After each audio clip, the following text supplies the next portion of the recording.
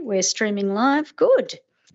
Okay, well, I have pleasure in opening the council meeting of the 11th of February 2025 at 6 p.m. and welcome all those in attendance.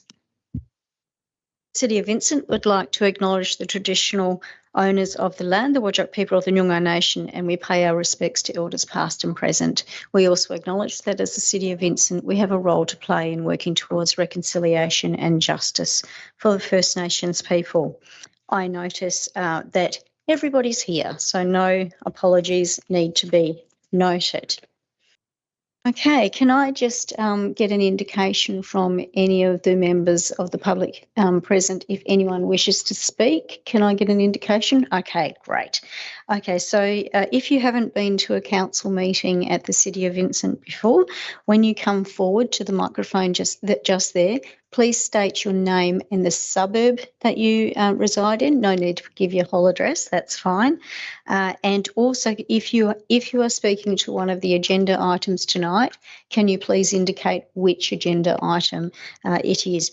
We do time, of course, to 3 minutes, and it is being broadcast live. But if you don't want to appear on the live stream, can you please let us know, in which case we can ensure that your comments are noted for the record. A summary of your remarks are going to be included in the minutes, and any responses if required.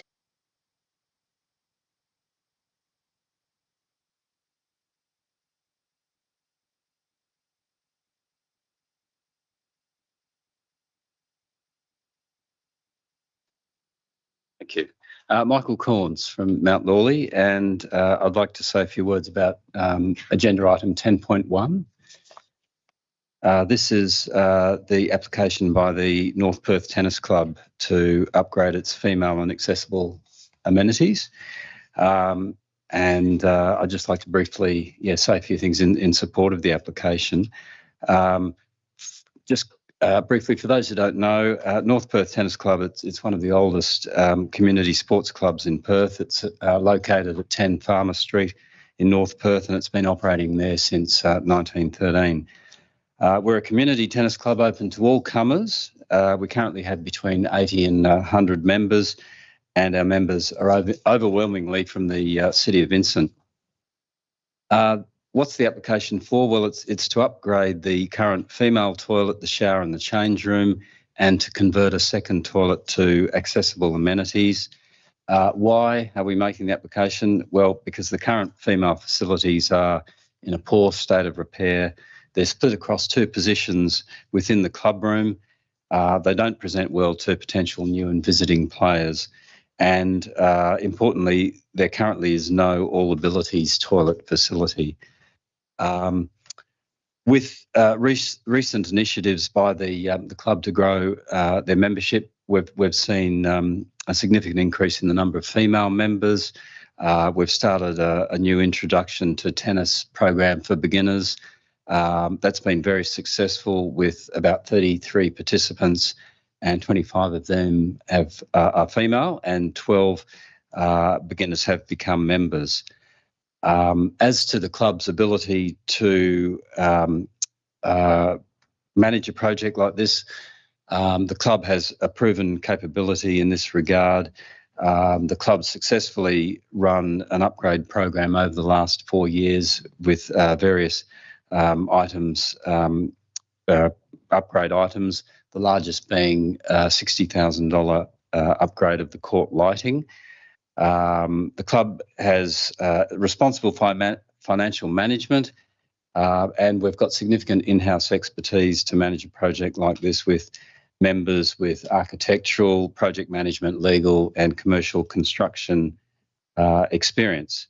And lastly, can I say the club's had a great relationship with the City of Vincent staff and councillors for many years, and hopefully council will support the application.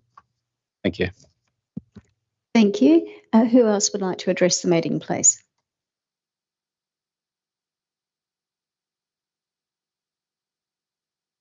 Dr. Robert Madden, Innaloo.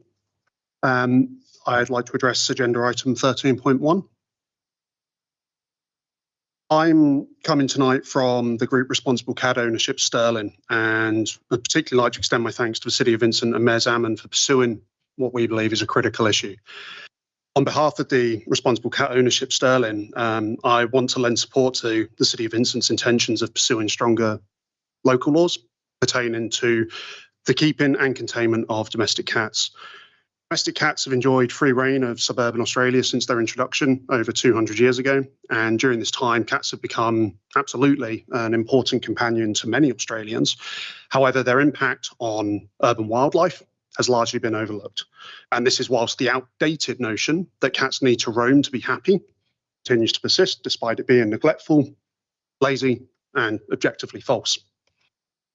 Context, I think it's important to state that, one, roaming just owned pet cats kill somewhere around 390 million animals per year in Australia. Two, cats have contributed or been directly responsible for at least 27 native animal extinctions since their introduction into the country. Free roaming cats have an average life expectancy of 3 years compared to 13 for those kept safely at home. In 2019, a statutory review of the 2011 Cat Act demonstrated that 73% of Australian people supported the confinement of cats to their owners' properties. Together, facts such as these support a default position that pet cat impacts are serious and should be reduced.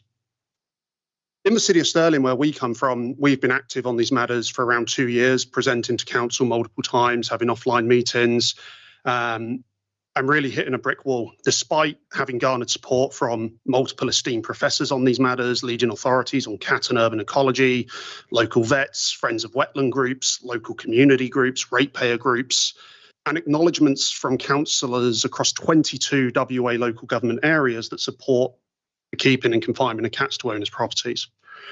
We've received further support from wildlife groups and the WA Feral Cat Group in ultimately seeking responsible cat ownership. Unfortunately, this is lacking. Now, in the City of Stirling, this is being ignored largely, but some WA councils have already shown that such laws can be implemented and are resolved to pursuing further solutions. Notably, Bassendean, Esperance, Cubalin, Wyacoucham, Bayswater, Wanneroo, Kalamunda, Kwinana and South Fremantle are all simultaneously seeking similar changes to their local laws. It's our view that the City of Vincent stand to boost their reputation, not only with their residents, but also their LGA peers through advocacy for such a local law reform. It's noted that Clause 82 of the Cat Act clearly articulates that a council can gazette local cat laws using the wording of any other gazetted local law in WA. And we fully support you in this matter moving forward. Okay, thank you. Would anyone else like to address the council, please? Thank you. It's Ross Catalano from Mount Lawley. I'd like to speak to agenda item 5.4, the advertising of the draft Beaufort Street Town Centre Planning Framework. I'm speaking on behalf of Jim Segalis' family that own the properties located at number 2-4 Vincent Street and 581 Beaufort Streets, Mount Lawley. I'd like to say that we recognise the work of the staff and council to date in setting a vision to improve the planning framework within the Beaufort Street precinct. And we support the intent of the framework prepared and believe that a deliberate and coordinated strategy will assist in improving the amenity and livability of the place. The Segalis family own the site of what is probably better known as the Hungry Jacks and 2 adjoining residential dwellings at 2 and 4 Vincent Street, which represent a contiguous land area of 2,100 square metres. We agree with the proposed framework that the current Hungry Jacks is an important site and appropriate for it to be recognised as a strategic development site. If approved for advertising tonight, we will make a formal submission. We request that given the importance of the strategic development sites in the framework, we strongly encourage Council and the Strategic Planning Department to adopt a more proactive engagement with respective landowners and sites. It is critically important that each of those strategic development sites have a more thorough investigation and site-specific understanding of their unique opportunities and constraints. In particular, their location and impact on Beaufort Street, access, egress, site levels, overshadowing, current improvements, new or old, the short to medium land tenure, including lease profiles, And finally, it's imperative to understand the commerciality and drivers of redevelopment, what actually encourages and incentivises a landowner to actually consider redevelopment given the difficulty in development at the moment. We do have some real concern based on architectural and planning work that we've already undertaken that an arbitrary 8 to 12 storey maximum height doesn't properly account for the uniqueness of this particular respective site and may not be enough to encourage redevelopment. To provide some context, the Hungry Jack's lease is currently expiring within the next 2 years. So there's a window of opportunity to try and encourage that redevelopment. But speaking openly, it would be an easy option just to renew the lease. We hope that the council and elected members understand that there are commercial drivers which incentivise and encourage landowners and developers to take risk. And we reiterate our commitment to proactively engage in this process. And as a long-term owner of multiple properties within the City of Vincent, we do share a vision and passion to see the Beaufort Street precinct thrive. Thank you. Okay, thank you. Would anyone else like to address the meeting, please?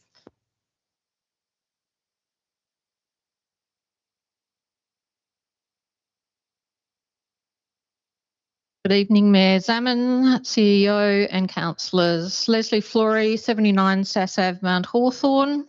I've got a large stormwater pipe, an asset of City of Vincent, running through my property, which the City of Vincent say they have no record of, and it's the size of a pipe from like the CY O'Connor. The City of Vincent secured a $3.8 million grant from the state government to upgrade Sullivan Logistics Stadium, replacing turf, lighting, and there's drainage issues. A large sum of money to satisfy the sporting community. Water pipe system and funding. Has the City of Vincent approached any state or federal bodies for urgent funding for the City of Vincent's failing stormwater pipes and drainage system? The priority here is the essential service of hundreds of kilometres of stormwater pipes and extensive drainage system. It has been 2 years since the GHD Drainage Technical Memorandum of December 2022. I quote, risk management implications high. It is a risk for council to not commit funding through the appropriate budgeting processes for future financial years on stormwater capital works. There is also a large amount of drainage infrastructure which runs through private property, some of which is not accessible. Failure of the stormwater drainage systems within these locations or maintenance issues may result in significant damage to property. As a matter of public interest disclosure, since the Drainage Technical Memorandum, has the City of Vincent identified all stormwater pipes running through private property? I would also like to know how much the City of Vincent has spent in relocating, demolishing, refurbishing the reception area for a third time in a short space of time. Thank you. Thank you. Would anyone else like to address the meeting?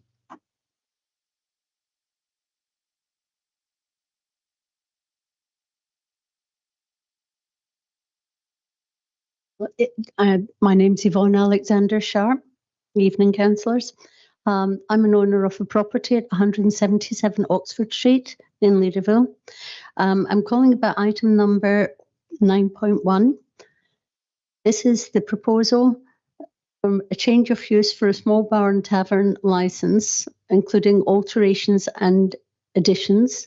That's to number 173 Oxford Street in Leederville. When the bar was proposed to open, it was not a problem because there were certain rules that they should abide by, and none of those rules, all of those rules have been broken at one point or another. My property is 2 doors away from this place. There's an outdoor seating area. Clients come out after the property is closed and they sit out there and they talk for half the night.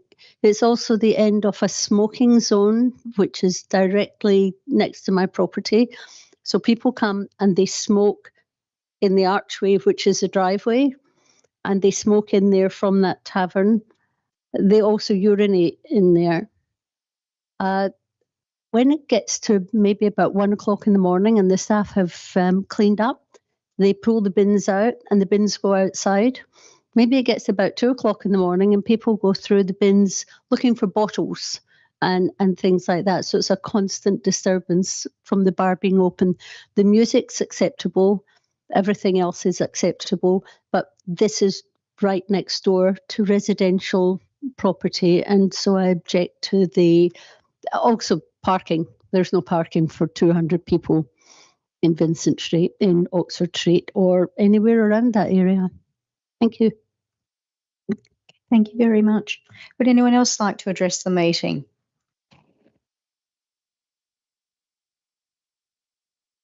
Evening, Jake Spinner. Also, I'm a resident at 177 Oxford Street, so also agenda item 9.1. Just to continue on from the last speaker's comments, I too wanted to make comment about the antisocial behaviour that does unfortunately occur. Urination, smoking within the driveway is a disturbance that happens unfortunately too frequently. My main concern, and again to reiterate about the noise outside the properties, I don't know if there's been consideration. I know there's been an exemption for the parking requirements, but I don't know if there's been consideration for rideshare facilities to move that noise further down the street where it's non-residential. So I'd at least like to propose such a thing for consideration if this proposal does get approved. And I'd also be weary of an immediate approval with St. Patrick's Day celebrations coming soon. I would just like to know that the venue has up their efforts, I suppose, to be more community-minded. Unfortunately, I think that's what's lacking, is that there isn't much respect for the neighbours, and this unfortunately also includes the staff who will tend to stay on premises after have drinks, conversations. So unfortunately, it does carry on till 1 o'clock and later on Saturday evenings, which is more than 1 hour after the venue closes. So as long as the venue can demonstrate more of a community mindedness, I can see this being an acceptable proposal. Thank you. Thank you very much. Would anyone else like to address the meeting?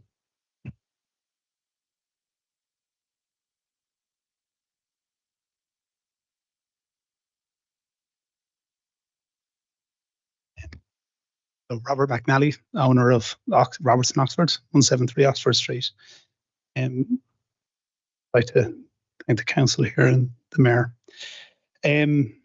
We are aware that there are some issues that are hard to contain at times, i.e. the noise after hours. With the upgrade with the roof and the capacity that allows us to up the ante on our security and let them stay longer.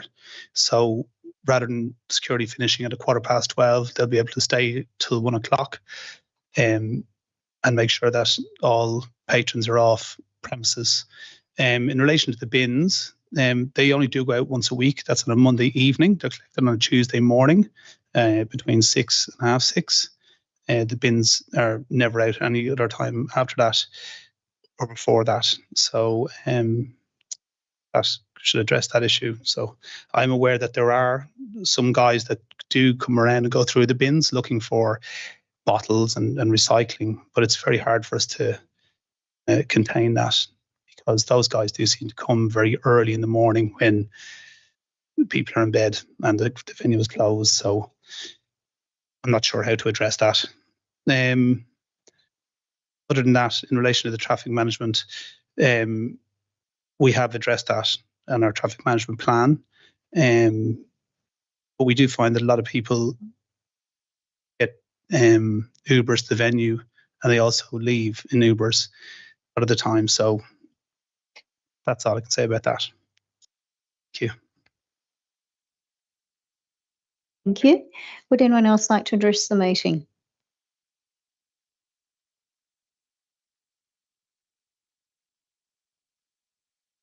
Okay, I'm assuming nobody else will be addressing the meeting. So the items that you've spoken on are going to be brought forward on the agenda and discussed first. There being no further questions, I close public question time at 6:20. Governance Manager, could you please confirm if any written statements were received or questions? Yes, through you, Mayor Salmon. We have received questions in writing from Dudley Meyer of Highgate in relation to items 9.4 and 9.5. There are additional questions in relation to previous agenda items also. We have received questions from Reece Harley of Perth in relation to the city's capital expenditure for the last financial year, and questions from Chris Hilton of Perth in relation to tree maintenance. These questions have been circulated to council members and responses to each question will be provided in the March council agenda. Okay, so now we move to applications for leave of absence. I've received a request for leave of absence from Councillor Hallett for the period of 3rd to the 9th of March 2025. Do I have a mover for that? That's moved. Councillor Castle, seconded. Councillor Wallace, all those in favour? Okay, that's carried unanimously. Thank you. Are there any other applications for leave of absence at all? Okay.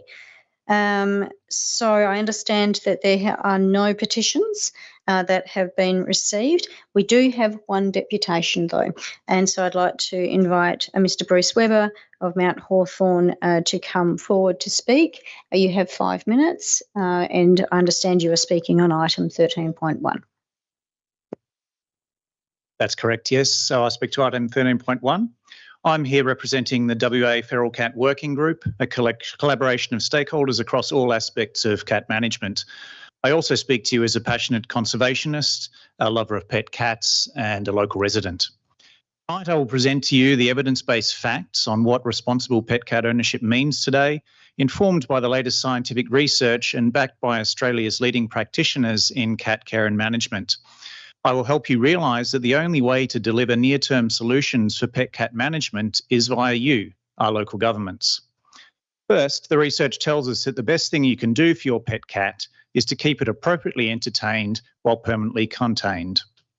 By preventing pet cats from roaming, owners greatly reduce the risk of death and disease for their cat. Vehicle strike, animal attacks, diseases, being stolen, abused or being impounded are the myriad threats that roaming pet cats face. Not surprisingly, pet cats that are permanently contained live up to 10 years longer than roaming cats. Despite false claims to the contrary, pet cats do not have an essential need to roam. Even cats that are used to roaming can, with a little effort, become content when permanently contained. Data also reveal the sad outcomes for those who refuse to contain their pet cats. 2 in 3 owners have lost a cat to a roaming-related incident. If you truly loved your pet cat, you would not let it roam. Second, the research also tells us that containing pet cats is better for their owners.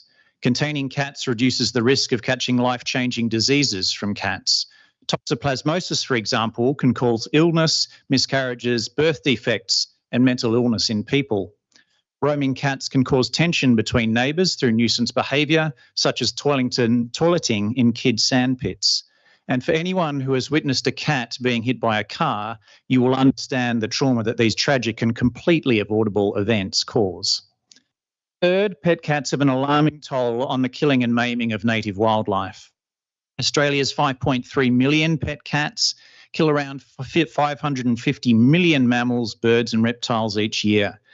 Pet cats are estimated to kill up to 50 times more animals per unit area compared to feral cats living free in the bush. These numbers are hard to comprehend, particularly when almost half of Australia's threatened native animals are found in these same urban environments. Yet in the face of this overwhelming evidence, some owners still deny that their roaming cats hunt. What the research also tells us, however, is that the impact of pet cats on wildlife are often invisible. Only 15% of the prey killed by pet cats is brought home, and cats have been recorded roaming over more than 2 hectares in a single night.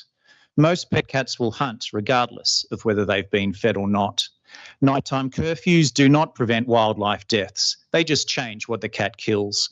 During the day, it's mainly birds and reptiles, while at night it's mostly mammals and frogs. Taken together, the evidence is crystal clear. Preventing pet cats from roaming is a win-win outcome for all.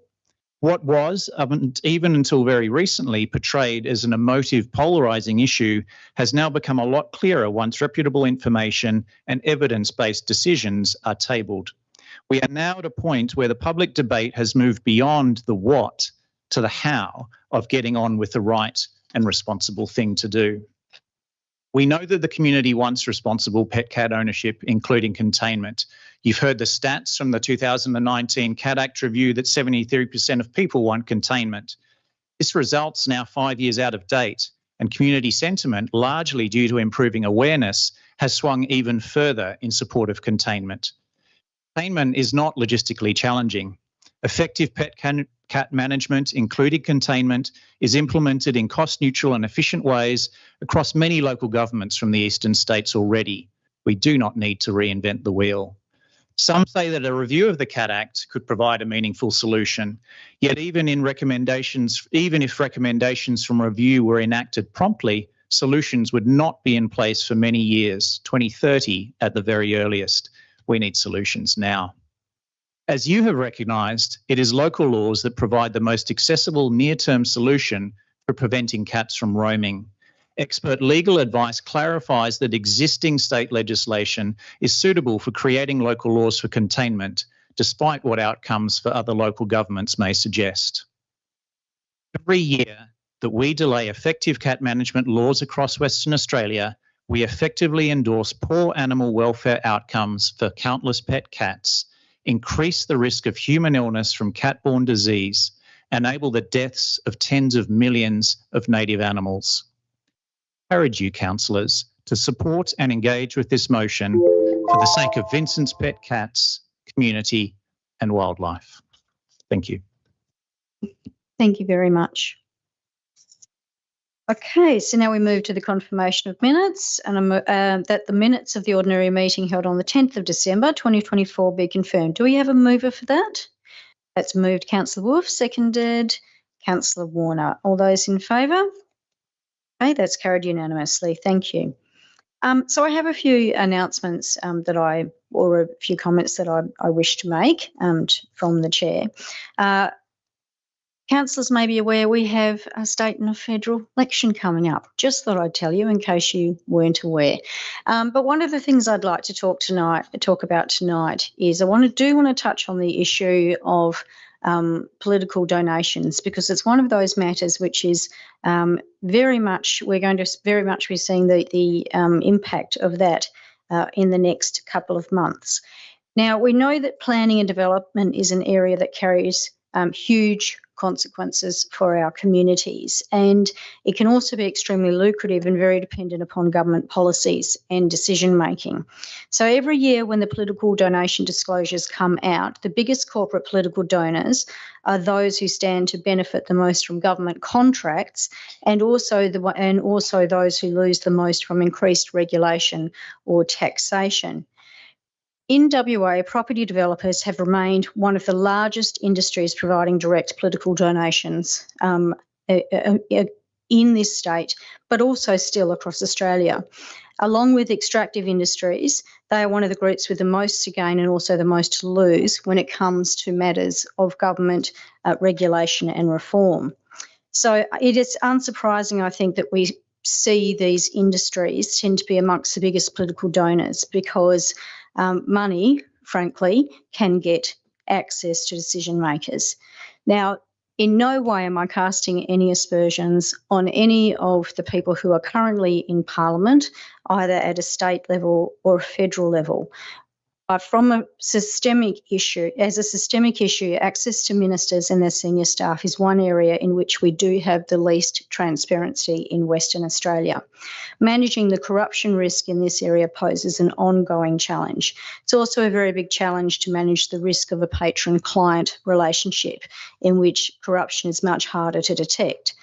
but the prioritisation of a donor's wants and needs at the expense of the wider community, unfortunately, most certainly exists.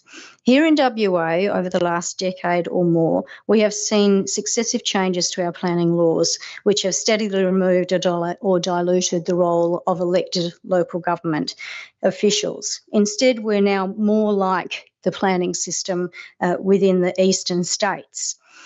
And yet, we have not had many of the safeguards that are now introduced within those states.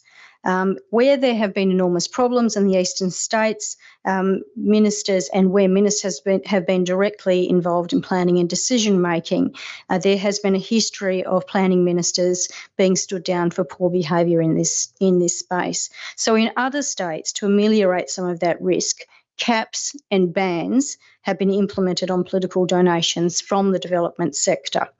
Traditionally here in WA, we've attempted to mitigate the corruption risks by limiting the amount of direct involvement that specifically the ministers and the premiers can have in our decisions.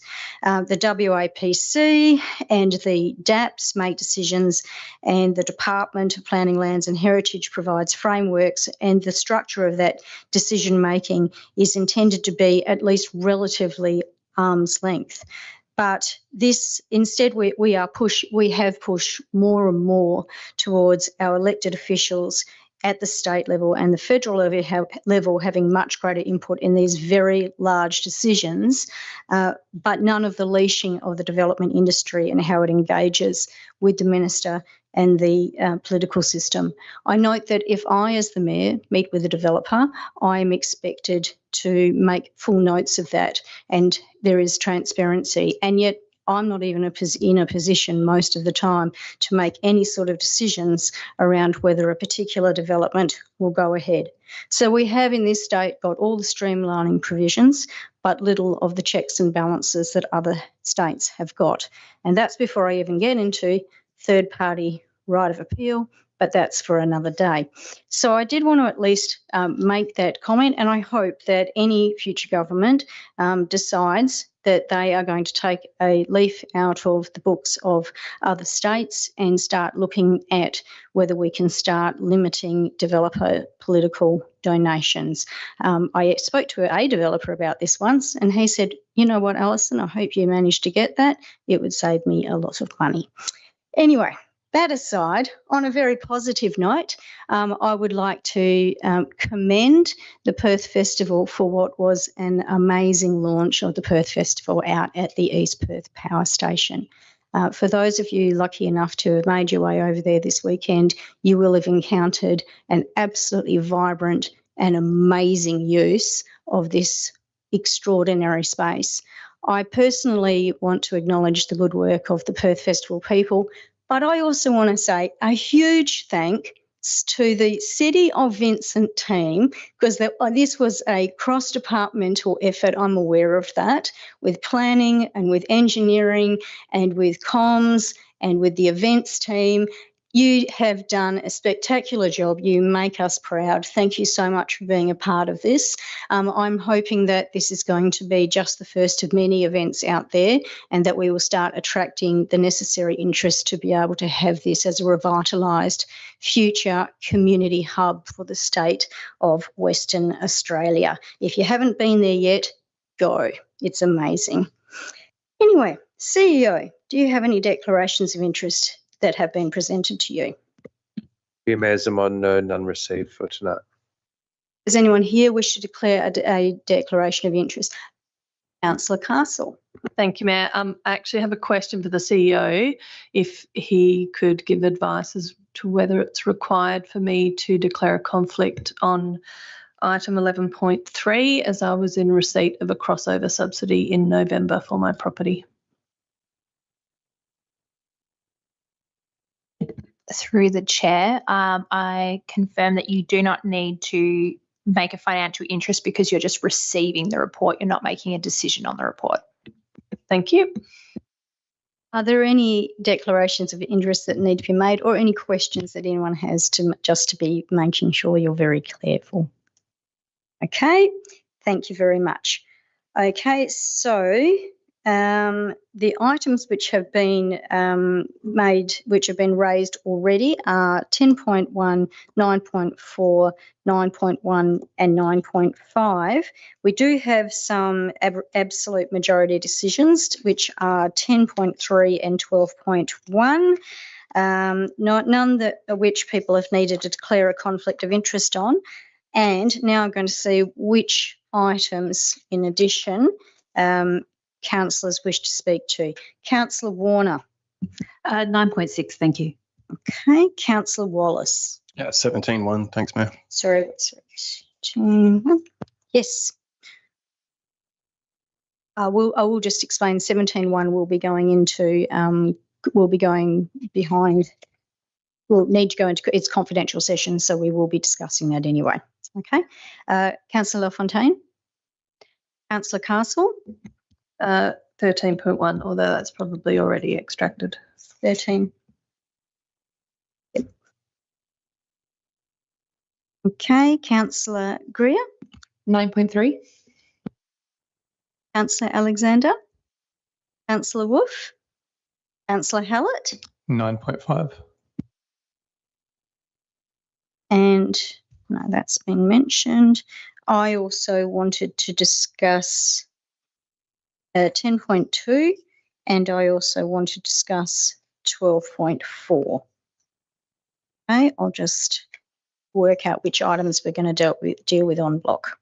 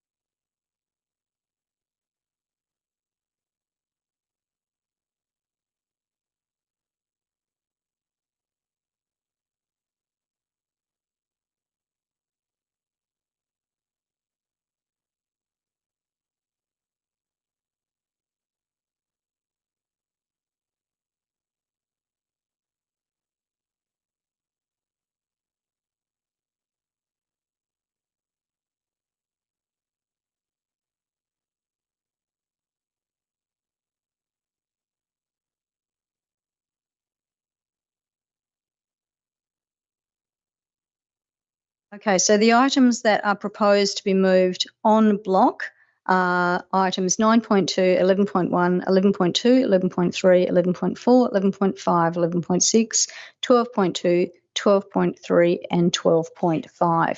Do we have a mover for that? Moved Councillor Castle, seconded Councillor Wallace. All those in favour? Okay, that's carried unanimously. Thank you. So now we go to the first item, and the first item is 10.1, Community Sporting and Recreation Facilities Fund Application, North Perth Tennis Club, Female and Accessible Amenities Upgrade. Do we have a mover for this? So that's moved Councillor Wolf, seconded Councillor Castle. Councillor Wolf. Thank you, Mayor. Thank you to Club President Scott Robinson for attending our briefing and to Michael for attending tonight. North Perth Tennis Club is an absolutely fantastic club, and it has a real way of bringing the community together and engaging players across all levels of expertise. It's a very valuable part of the community hub at Farmer Street in North Perth. Having recently looked at the current facilities with Councillor Warner, I'm certainly supportive of the proposal. And I was glad to speak to the club president today, who confirmed that investigations are underway for considering the addition of an accessible shower in the design. In the current design, I do feel like it will be really important to remain mindful of the storage area to ensure that there's a really clear path maintained to the accessible toilet. I look forward to these upgrades being delivered or going well tonight. And in the meantime, really encourage all community members to sign up for the club's quiz night on the 21st of this month, which is always a fantastic night out.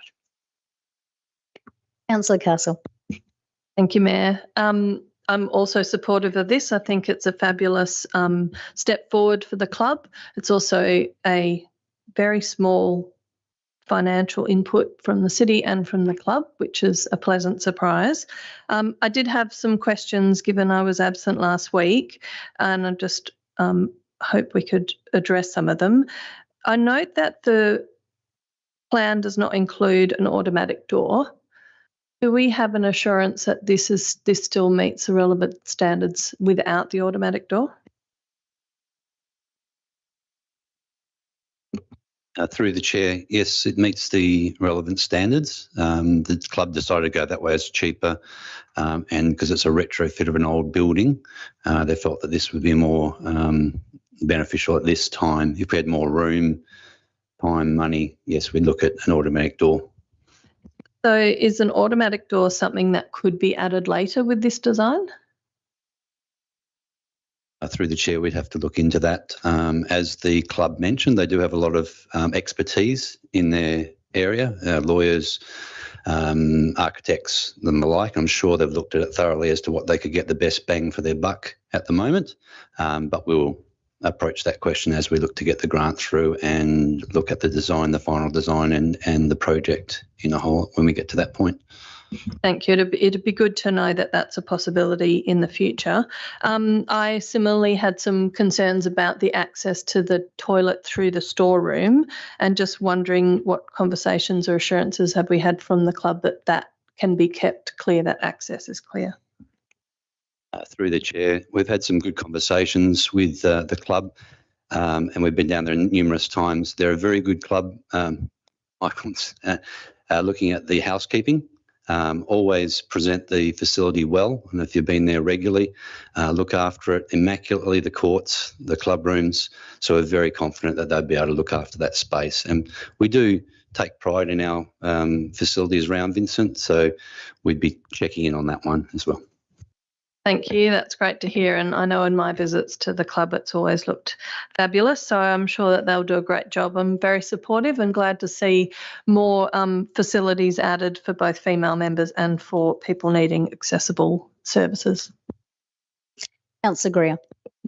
Thank you, Mayor Zaman, and also in supporting the improvements that are being made to the tennis club. I think it's very exciting, and acknowledging their commitment already in the accessible upgrades they've done. We've done in the space. I am really delighted to hear that they're exploring what it means to have an accessible shower in that location. But I do want to acknowledge that there is, I appreciate there's expensive things about making doors automatic, but I do think we can't let it pass without acknowledging that still for a section of the community, a non-automated door is still not accessible to people. So I think the more we can do going forward in terms of what does it mean for the cost for those, what does it mean for the City of Vincent to support to make them fully accessible to people in our community.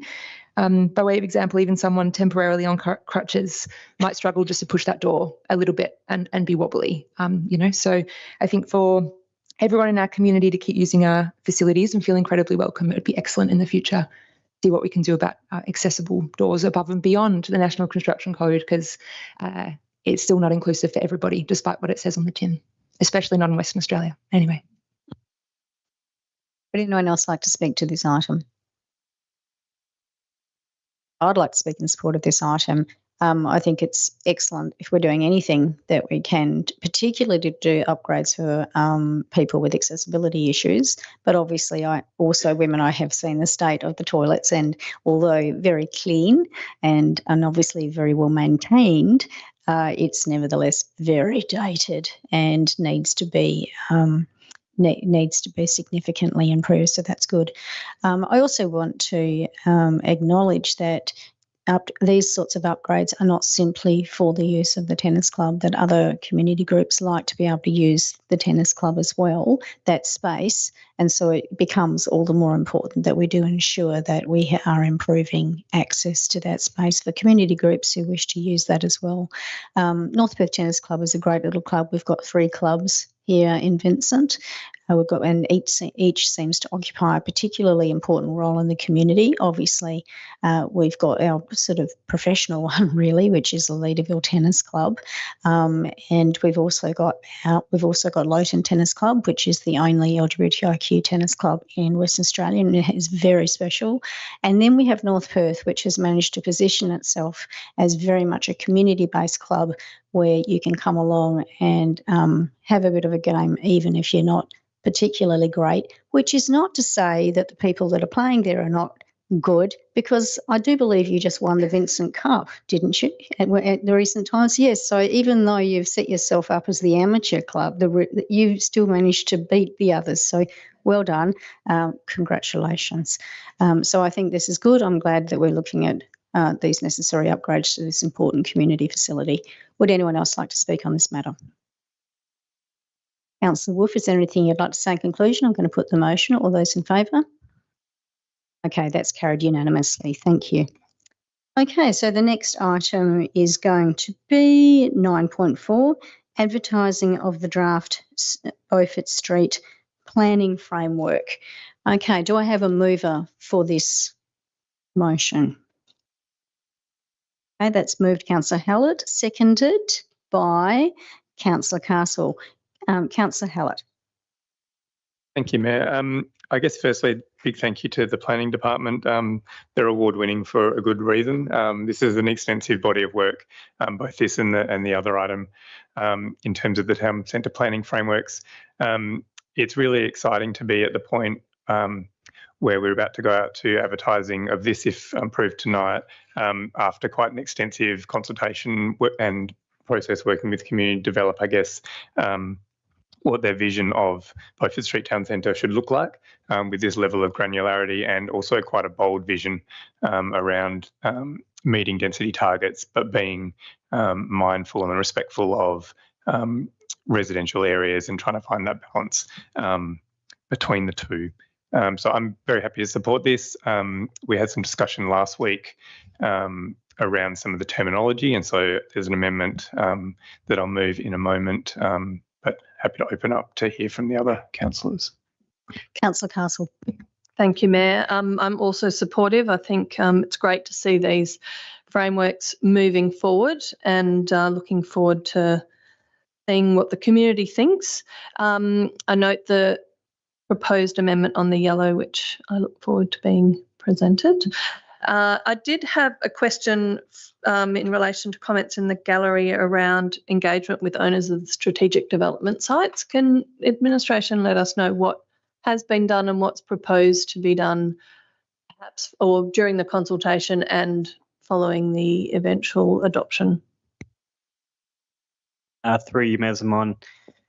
So in the preparation of this planning framework along with William Street, we had a fairly extensive engagement program which involved in-person workshops with the community, discussions with businesses, and we did reach out as well to some of the key landowners, or we had, I guess, related to some other discussions, conversations with those landowners, just to get an understanding of what they were looking for and what their vision was, to have that form part of the bigger piece of the puzzle.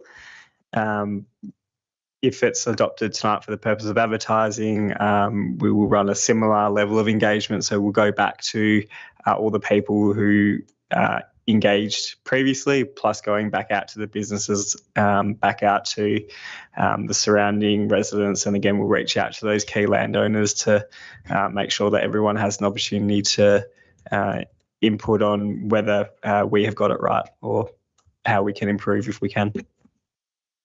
Thank you. That sounds great. And I really thank Mr. Catalano for coming in tonight and encourage there to be more engagement on these particularly important sites. It's very good to hear that the owners share the vision as with Vincent for the development of the Beaufort Street area. So I look forward to supporting. Does anyone else wish to speak on this item? I want to make just the comments. I made a point of going along to the community consultation sessions, as administration will be aware, to hear what people had to say.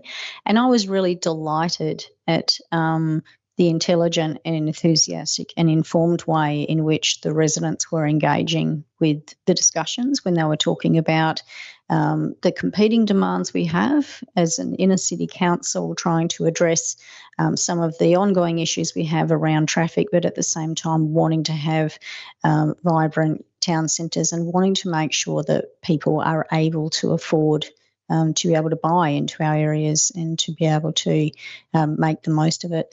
they were really good sessions and really well run, and it was a delight to be listening to what people had to say and to hear people's visions for what they think these areas can be.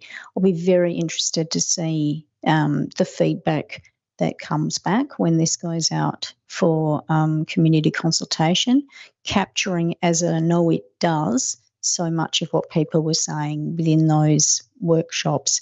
So remembering, we're not making a final decision on this tonight. We're just saying this is what we are going to have go out for consultation to see what people think. Anyone else wish to speak? Councillor Hallett. Oh, sorry.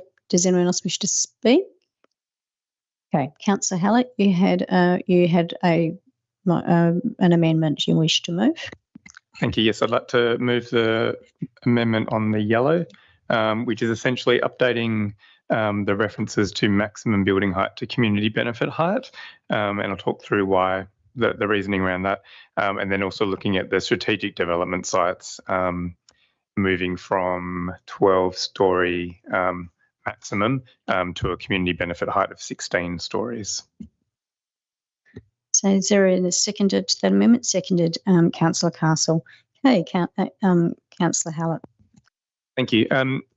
Planning's that odd. I mean, it's kind of the oddest bit of what we do in terms of some of the legislation and the communication we have with community, because there's a bunch of terms that mean something in planning and mean something different in many other contexts. And so we had some discussion last week around the use of maximum, which I think sends a false sense of security and expectation to community that that's a line that cannot be crossed, when in fact all of these many of these developments that fit in the categories that we're talking about won't be decided by us, and there's a whole bunch of planning instruments that feed into that.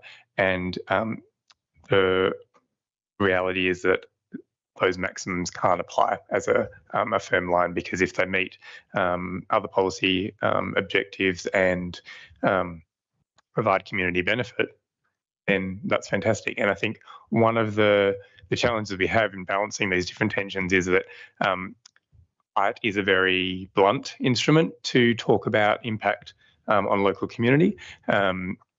And it's not so much the height, but it's how setbacks and the building design interface with the neighbouring developments that really determines what level of impact on amenity and design and streetscape it will have. So to that, we're just proposing to change the terminology there.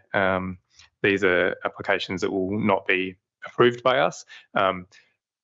The Mayor is correct that we have an incredibly engaged and informed community around planning matters, but I also still often have conversations with folks who ask, why did council approve this development or that development, which is not of our liking, which we didn't, because we didn't actually have the power to approve it. It was approved by someone else. So I think it's still an important piece of the consultation process to talk through when we're talking about community benefit, what that means. And I think administration again for the level of engagement prior to this, and I'm looking forward to kind of keeping that conversation going. I might just stop there.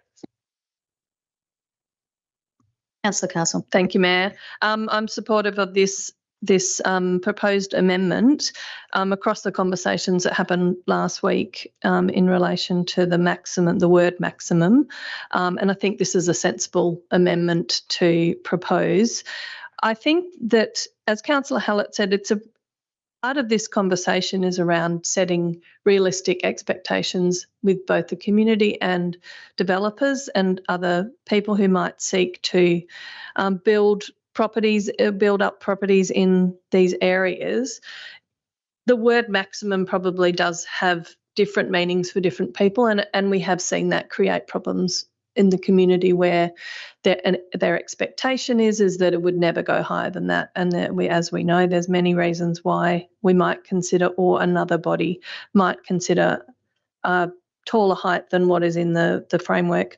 I think as Councillor Hallett mentioned, we are not the decision makers in many of these cases. So instruments like this are incredibly important because that's how we demonstrate what our vision is for the city to these other decision makers. And being clearer about what we intend and what we aspire for the area is important.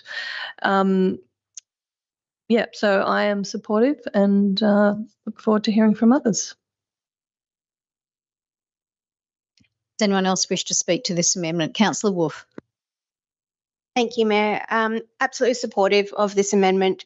In our role as councillors, one of the questions that we get so often, particularly thinking about recent approvals such as Celsius in North Perth, has been, why does the City of Vincent even have this policy if you're not going to adhere to it? And that's always quite a difficult discussion to unpick. So I think that the reframing, the terminology here will assist with those community expectations, but also sparking the conversation around community benefits and how that framework works. So absolutely supportive. Does anyone else? Councillor LaFontaine. Thank you, Mayor Simon. Yeah, I'm not supportive of the amendment. I certainly appreciate some of the comments that have been made regarding it, but this framework is going to the community, and like many other all councillors here, I'm really interested in hearing what the community have to say about this, and in particular, reviewing all the comments. In order to do that, I'd really like to have a consistent and clear language, not just for us, but coming from the community. And I think if we are referring to a maximum building height and we are trying to capture what the community want, then that we should use the terminology of maximum building height. And I'm just a little concerned that this might just cause some confusion, and so yeah, not supportive. Thank you. Does anyone else wish to speak to this amendment? Councillor Hallett, did you wish to speak in response? Just only, I think it's a fair point. For me, I think based on last week's discussion, I think that there is a sense that it's highly likely, if not guaranteed, that development applications will come through that are higher than the maximum that's in the current document. And I think if we want to get a true representation of community feedback, to flag the higher amount is useful, because otherwise there'll be an assumption that that maximum will sit. Whereas if it's a bit higher, people can then go, actually, no, you've gone too far. So I think, in some ways it provides scope for more detailed feedback on that. Okay, so I'm going to put the amendment. All those in favour? Against? Okay, so that's carried with Councillor LaFontaine against. Okay, so we'll now go back to the substantive, so to the amended motion. Does anyone else wish to speak to the amended motion?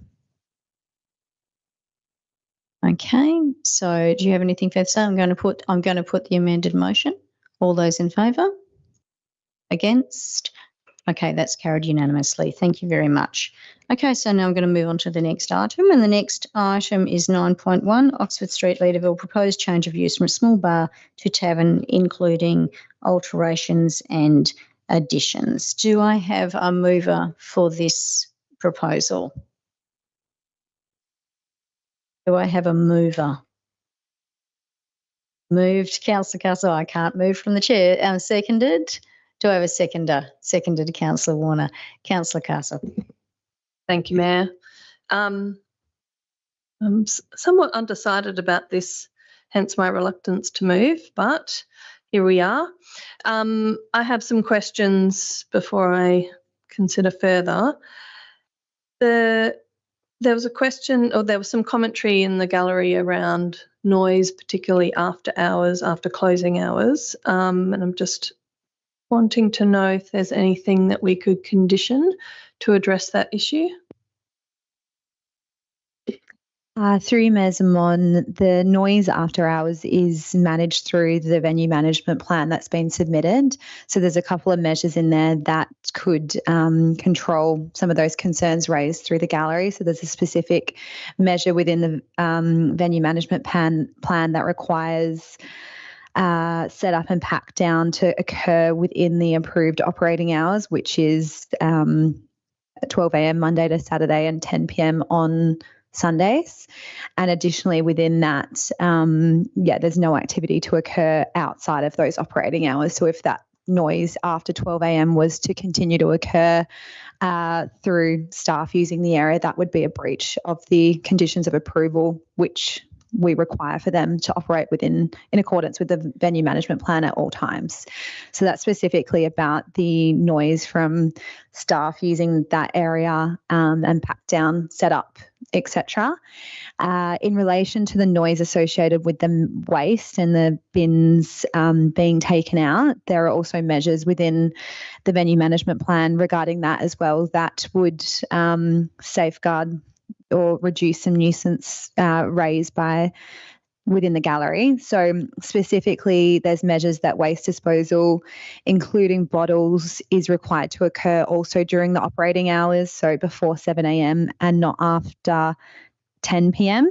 However, that bins are permitted to be placed on the curb the evening before collection, which is typical for a regional centre area. So the disposal, though, that bottles must occur prior to 12 a.m. We can enforce that through the current conditions of approval. So doing a quick review of the venue management plan, I would say that the nuisances raised can be adequately controlled through the current conditions of approval. And if there were issues in the future, we would encourage residents to put in writing their concerns, and our compliance team can conduct an investigation. Thank you. It seems that there were a number of ancillary impacts that spill out beyond the zone of the property, and given its proximity to residential properties, that's having more of an impact than, say, some of the other businesses in Oxford Street. Particularly mentioned was smoking, rideshare and the bins. Is there scope for administration to look into moving some of those zone, for example, extending the smoke-free zone a bit beyond? Whether that will have an impact remains to be seen, but particularly moving the rideshare location and perhaps where the property can put their bins out?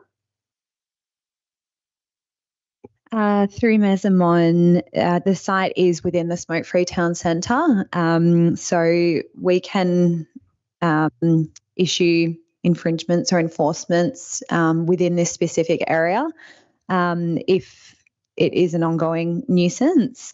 So the Smoke-Free Town Centre, I think it ends up at Richmond Street, so anyone smoking would be asked to move on outside of that area.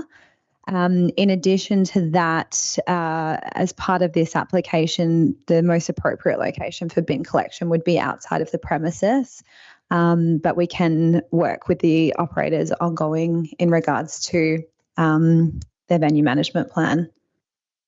Thank you. And I acknowledge the challenges of enforcing the Smoke-Free Town Centre. I personally witnessed people smoking outside of this property.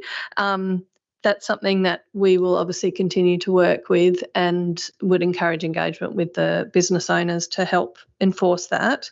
I had a question about, there's mention of landscaping and deep soil and planting areas, and I just wondered if I could get some clarification, because there's mention that the provision of an enclosed alfresco above the courtyard would result in the removal of all deep soil and planting areas as defined by the built form policy, but then later it says no landscaping needs to be removed. Can you just clarify what that means?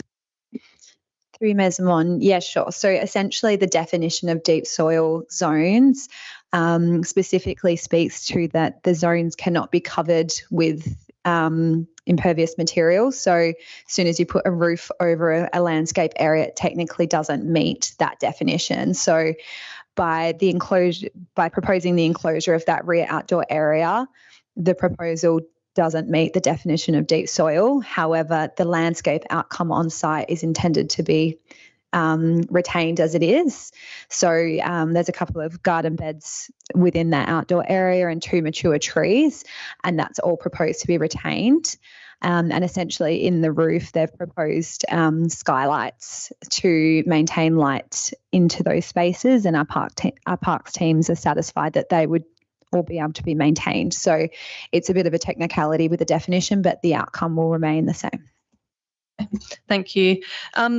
Look, I take comfort in those answers. Thank you, and hope that administration can work with the proprietor to clarify and perhaps finesse some of those venue management issues. I am supportive of this. I think that the addition of the roof will address probably some of the acoustic noise issues. I do note, though, what gave me pause is I've sat on council and approved successive applications for this property, and it started as a 50-person bar, small bar with a residence behind, and is now looking at 200. That's significant, and although it is in an entertainment zone or in one of our town centres, it is also very close to residential properties, and that's something that I'm always mindful of. However, I think that this particular addition will probably improve the situation.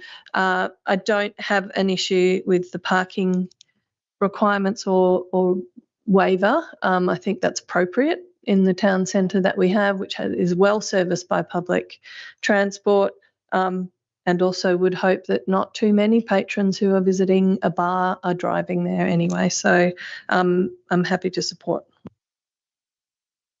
Councillor Warner. Thank you. Yeah, I'm supportive of this. I had a couple of reservations, and I spoke about one last week, was my concern about the parking and that other businesses were having to pay for parking penalties in lieu. But I accept that the plans have evolved, I guess, since some of those developments have happened, and certainly agree with Councillor Castle about we really don't want them in the cars anyway if they are driving. And I just encourage the venue to really embrace the community mindfulness and be really super aware of the businesses and the residents around them, and try to deal with as many antisocial behaviours as they can, given it is a very tricky industry to be trying to do that in, but as much support as they can give to that would be much appreciated. Does anyone else wish to speak to this item? Councillor Wolf. Thank you, Mayor. Like others, despite some hesitations, I am supportive of this one. I'm taking administration's advice here that the issues raised through the community can be managed through the current conditions of approval, and continuing to work with the applicant through the venue management plan. I wanted to share admin's advice that there had been nine noise complaints since Roberts was established in late 2020, with one of those escalating to a formal noise investigation. And that investigation found that noise levels from the rear courtyard exceeded the assigned limits at all times of the day. But that advice then followed, which was that the sealed alfresco roof over the rear courtyard will significantly reduce the noise emissions and prevent future noise emissions for surrounding properties. But for me, it's about placing our trust in the venue management plan and the compliance system and the community's engagement with that compliance system to ensure that the impact on neighbouring properties is appropriately managed. Also noting the advice around traffic and that the additional traffic generated by the proposal can be accommodated. And I think where we've landed on that is appropriate. So on that basis, I am supportive. Does anyone else wish to speak to this item? Councillor Alexander. I'm actually opposed, particularly with what I hear the effect will be upon residents. And, you know, I've seen other things approved by this council that affect residents. And I think when you actually buy a house and it's a residential area, it should be respected. And in this case, it looks like bracket creep. Prove 120, then asked to prove 200. I just think that, you know, if you buy a house, you should actually be able to have your quiet enjoyment and not be up to 1 o'clock in the morning, as you know, people who are what is currently a small bar. That's what they got approval for. And it just appears that, and again, another case of bracket creep. Anyone else wish to speak to this item? I wish to speak in. That's okay. I wish to speak in support of this item. Like other councillors, I had reservations, and when I first saw this and was aware of and had received correspondence from people who were concerned, the thing that actually persuaded me that this was probably going to be okay was when we saw the noise reports, and that even though we're looking at an increase of patronage, we are also looking at, ironically, a commensurate decrease in the noise effects for local residents, precisely because of the new roof that's going to be going in. I also I thought there was some quite thoughtful comments that were mentioned by the residents today that were putting forward some suggestions that I think the council should take seriously. For example, having rideshare bays much further down closer towards the town centre just strikes me as eminently sensible. So those, and there are plenty of areas just a little bit further down of which there's no residents or virtually no residents, or at least they're in a higher development. So I think things like that are good. But with the smoking, ironically, Vincent is the only one which has the no smoking town centres. If this was anywhere else, you'd have smoking all over the place. So I think that the key for us is to make sure that we are enforcing those no smoking provisions, because it's precisely why we did introduce that as a council, because it's compatible with residential areas, but also because it's just better for human lungs. So I think that it is going to be a matter of monitoring the effect. I certainly do encourage the owner to be regularly talking to the local residents. Sometimes it's even really useful. Not it's up to me to tell you how to do your business, but to have a local residents reference group where maybe they can even get a discount on the bar or something like that, which makes them feel a little bit more of a love. I don't live around there, so this is not me, saying that it's for myself, but there's things that you can do to really foster that community relationship, and I would certainly be encouraging the owner to do that. I hope very much that the new roof is going to have the effect that we as council have been assured will be the case. Does anyone else wish to speak to this item? Councillor Castle, do you wish to say anything in conclusion? I'm going to put the proposal. All those in favour? Against? So it's carried with Councillor Alexander voting against. Okay, so the next item is going to be item 9.5, advertising of the draft William Street planning framework. Okay, do I have a mover for this? Moved Councillor Hallett, seconded Councillor Castle. Councillor Hallett. Thank you. Similar commentary to the previous one. Great body of work in consultation with the community, and it's really wonderful to see it come to council ready for advertising. William Street is in incredibly close proximity to the CBD. There is enormous potential here, and I think it's a very unique and diverse of lots, and in particular the strategic development sites are large and provide enormous scope for us to increase density and really become iconic parts of the city, as we've seen in recent development applications around, for example, the Pickle District. There can be some really iconic opportunities here for development that is sensitive to neighbouring areas, but maximises the use of these particular lots in the right way. So thank you, very supportive of this and a similar amendment to the previous one. Councillor Castle. Thank you, Mayor. I would echo those comments. I'm supportive of this and look forward to the amendment. Does anyone else wish to speak to this item? Councillor Hallett, do you wish to move your amendment? Yes, please. Thank you, Mayor. I move the amendment on the orange, which is slightly hard to read the red text, but similarly changing the nomenclature from maximum height to community benefit height, and looking at the strategic development sites also a small increase in that, which I think is useful to put that out to community to provide a more realistic headline for what's likely to come before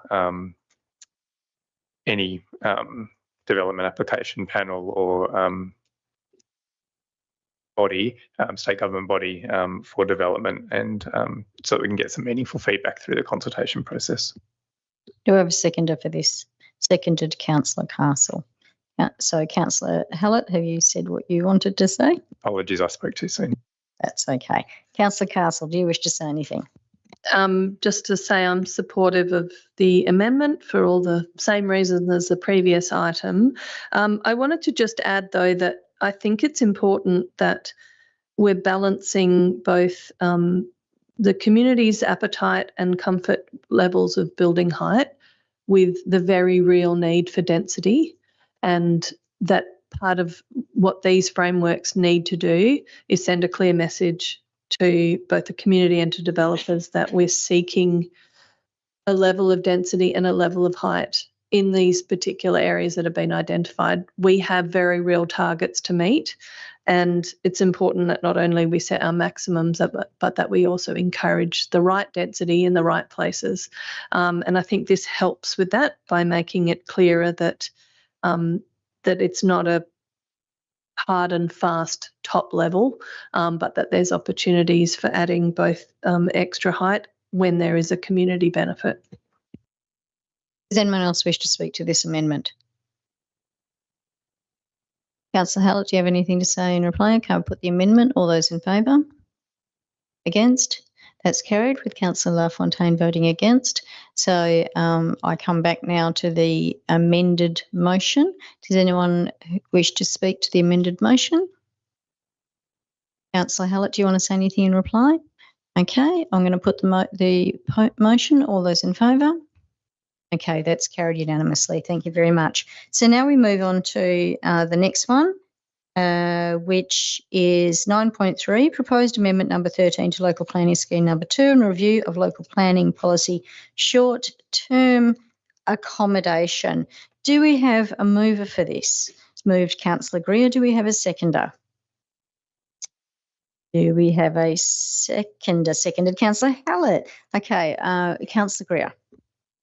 Excellent. Thank you, Mayor Zaman. I'm really pleased to see this progressing through to a community consultation stage to really have the opportunity to ensure that it's in line with our community's expectations. I'm particularly pleased to see some affirmative steps around a 3-night minimum and restriction on locations.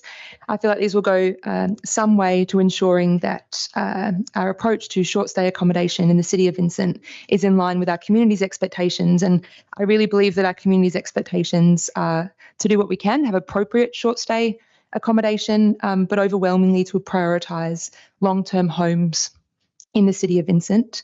And I know that many people see that very front of mind at the moment with the housing crisis that many in our community are experiencing. Acknowledging those affirmative steps, I do want to flag that I have an amendment which proposes another tool which we have towards working towards that goal of ensuring our City of Vincent is a wonderful place to call home. And just noting that amendment does look at putting in a limit on the total number of nights of operation of unhosted short stay accommodation. And I do look forward to hearing what the community have to say on that and hearing what council's opinions are on that proposed amendment. Okay, so firstly, we're just speaking to the substantive motion in front of you at the moment. So that's Councillor Hallett. Do you wish to speak to this? Thank you. Only that I think this has been an ongoing evolution of a policy at Vincent intersecting with state shifts in state government approach. And I think for me, there's those two really key tensions of short-term accommodation provides fantastic diversity around tourism and visitors coming to Vincent, but that also that our key priority is about ensuring that there's affordable places to live and call Vincent home. And I'm looking forward to the discussion on the proposed amendments. Okay, does anyone else wish to speak to this item? Okay, Councillor Greer, do you wish to put your amendment? Yes. I speak to it now? No. So you wish to put the amendment, which is on the lilac coloured paper. Okay. All right. Is there a seconder to this for this amendment? Okay, seconded, Councillor Warner. Okay, Councillor Greer, do you wish to speak to this? Thank you, Mayor Simon, and thank you for that. I'm really pleased to move this amendment, acknowledging that it does come in the context of a housing crisis where there is a significant shortage of homes. We've seen that rents are on the increase. We've seen house prices in the city are on the increase. And sadly, we've got more people living in cars, couches, and in our public spaces. And I really believe we've got to do what we can to encourage more homes to be long-term homes in the city of Vincent. I do think it is reasonable to suggest that unhosted short-stay accommodation has a limit in the number of nights. My amendment seeks to make that 90 nights in a 12-month period. I think this will go some way to taking some more affirmative steps to ensure the city of Vincent remains affordable and a diversity of people can live here. In researching for this amendment, I did have a look that last September, Byron Bay Council, acknowledging it's not in Western Australia, did put a limit on 60 nights for unhosted Airbnbs. So we wouldn't be the first in the world. So I do think that the 90 nights there is quite manageable. It's still 30 weekends out of 52 weekends of the year. I think, we could go a lot further, but I think 90 nights would enable us, if my amendment was supported, to put it out there to the community and see what they think. I do hope they would be supportive of this step, but we will never know if we don't check. So I would really support council to consider including this in what goes out for community consultation. Thank you. Councillor Warner. Thank you. Yeah, look, I agree with what Councillor Greer has to say. My priority is more about the long-term accommodation impact and making sure that we have enough places for residents, basically. I find the Byron Bay example really interesting because that's such a tourism mecca as well. So I'm really keen to put this into our pack that we're sending out for community consultation and get the feedback. Councillor Hallett. I just have a couple of questions to administration in relation to this. Administration's comment talks about essentially the things that have been put forward in the report, in the substantive report, around minimising antisocial behaviour, etc., and a focus on amenity. So I'm just curious as to your perspective on one hand, there's a policy objective which is ensuring no amenity impact, which is something we frequently face in planning decisions, and it's a planning policy, versus a policy objective which is about encouraging long-term residential over short-term accommodation. Agree, Mayor Simon. I think Councillor Hallett, you summed it up quite well at the start, where there is just a tension inherently with this use. I think from administration's perspective in reviewing the policy to align with the changes from the state government and reflecting back on how our current policy setting has performed, the obvious gap was we didn't have clear guidance about where it should be located. Short-term accommodation is a use that inherently relies on management measures to mitigate those off-site impacts. So not always an easy one to control people's behaviour, but administration's view was if we can locate them in the appropriate areas within our town centres, within our activity corridors, and away from the lower density residential areas, there would be less. It would be less impactful from an amenity perspective.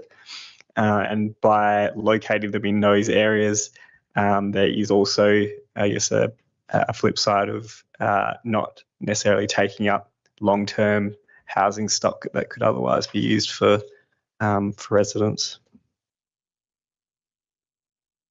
Thank you. But I guess I don't hear any suggestion that as a policy objective of maintaining more long-term accommodation is a problem in a planning policy.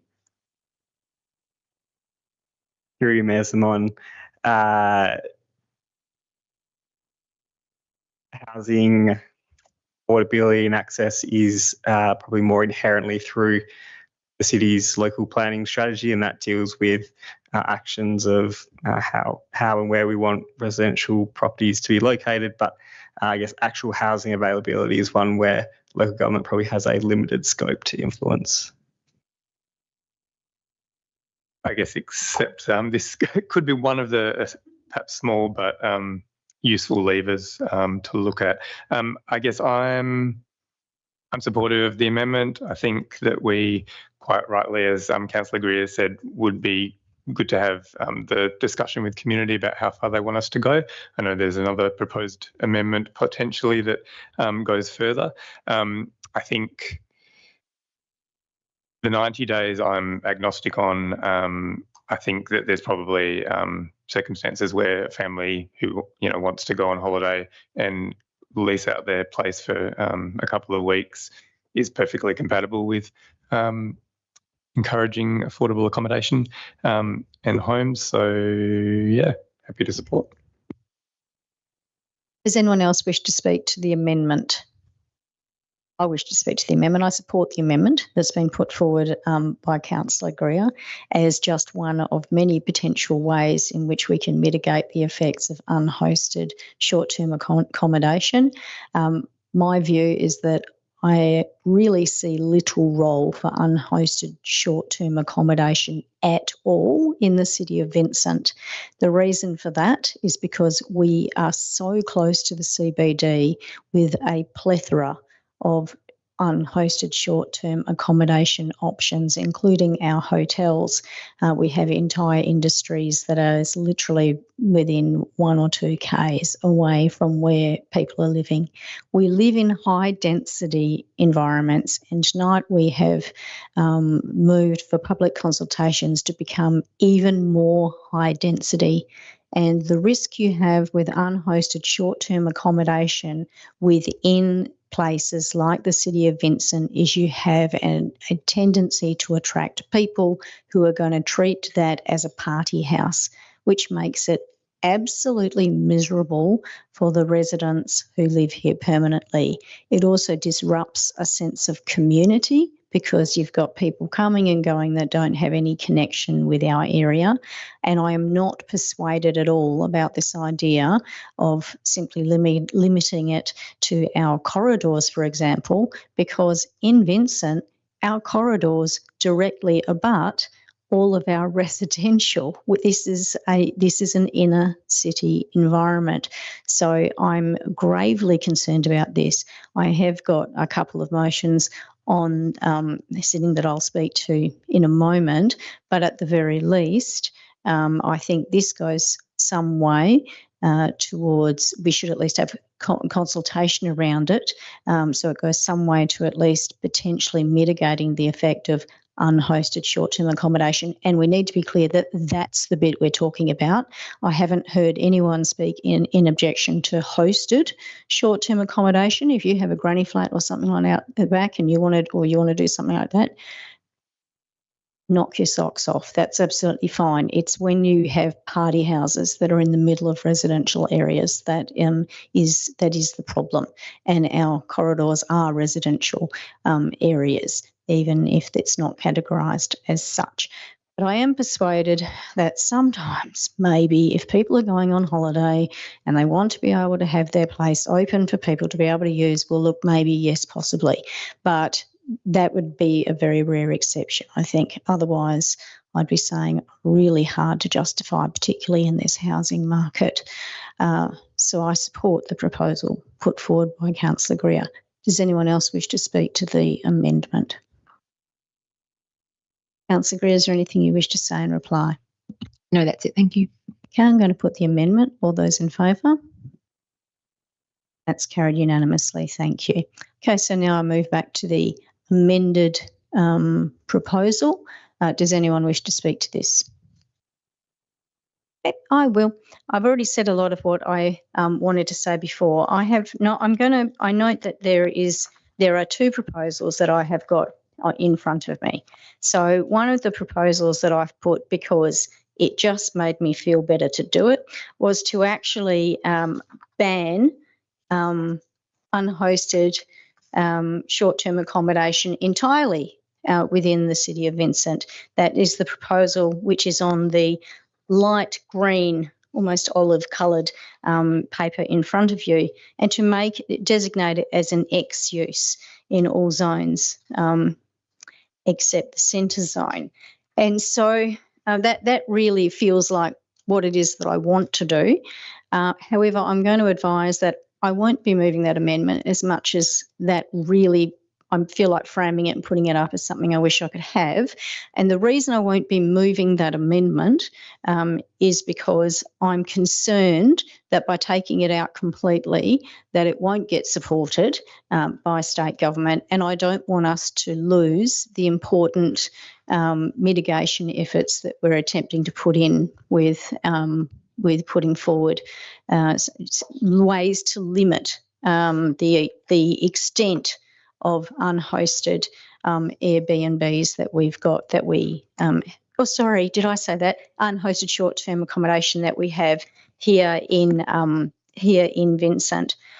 So I won't be doing that, but instead I will be moving the movement in my name, which is on the purple piece of paper, which would have time-limited approvals where they are put forward would have time-limited approvals at least for the first 12 months for unhosted short-term accommodation. The rationale is stipulated on the paper, but it's also because we really do need to get an idea of how well they are being managed. We need to find out whether places are turning into effectively party houses. I live in very close proximity to a number of unhosted Airbnbs, and there is not a weekend that goes past where at least one of them doesn't have a whole bunch of people going absolutely nuts on the balcony, absolutely excited beyond belief because they can see big buildings in the distance and they just seem to think that it's hysterically amazing, and keeps us up really late at night. And it's not acceptable, and we have no way to actually address it because those people move on and they're simply replaced by a whole different bunch of people. This way we can try to find it out if a place is at least being managed in some sort of way that is consistent with people trying to live their lives. Sorry, so I've moved it. Is there a seconder? I've spoken to it. Seconded, Councillor Wolf. I've spoken to it. Does anyone else wish to speak on this amendment? Councillor Greer. Thank you, Mayor Zaman. Just to say that I would support anything that we can do to keep the power in the hands of the community in this instance. I think often people are quite surprised or they first find out a place near them has become an Airbnb based on noise. And I think that concern might be noise, it might be waste management, there's a range of different things. And I think the options available to the community, it's a long and hard road to get change that you have to drive if something's going wrong. And I think this is a small step we can do to ensure that if something isn't being managed appropriately, a small step that the community can have a bit of power of where to from here at the 12-month mark. Councillor LaFontaine. Thank you, Mayor Zaman. Just a clarity question that I have for administration. In terms of the continued monitoring over the initial 12-month period, how do you see that looking in terms of workload or costs?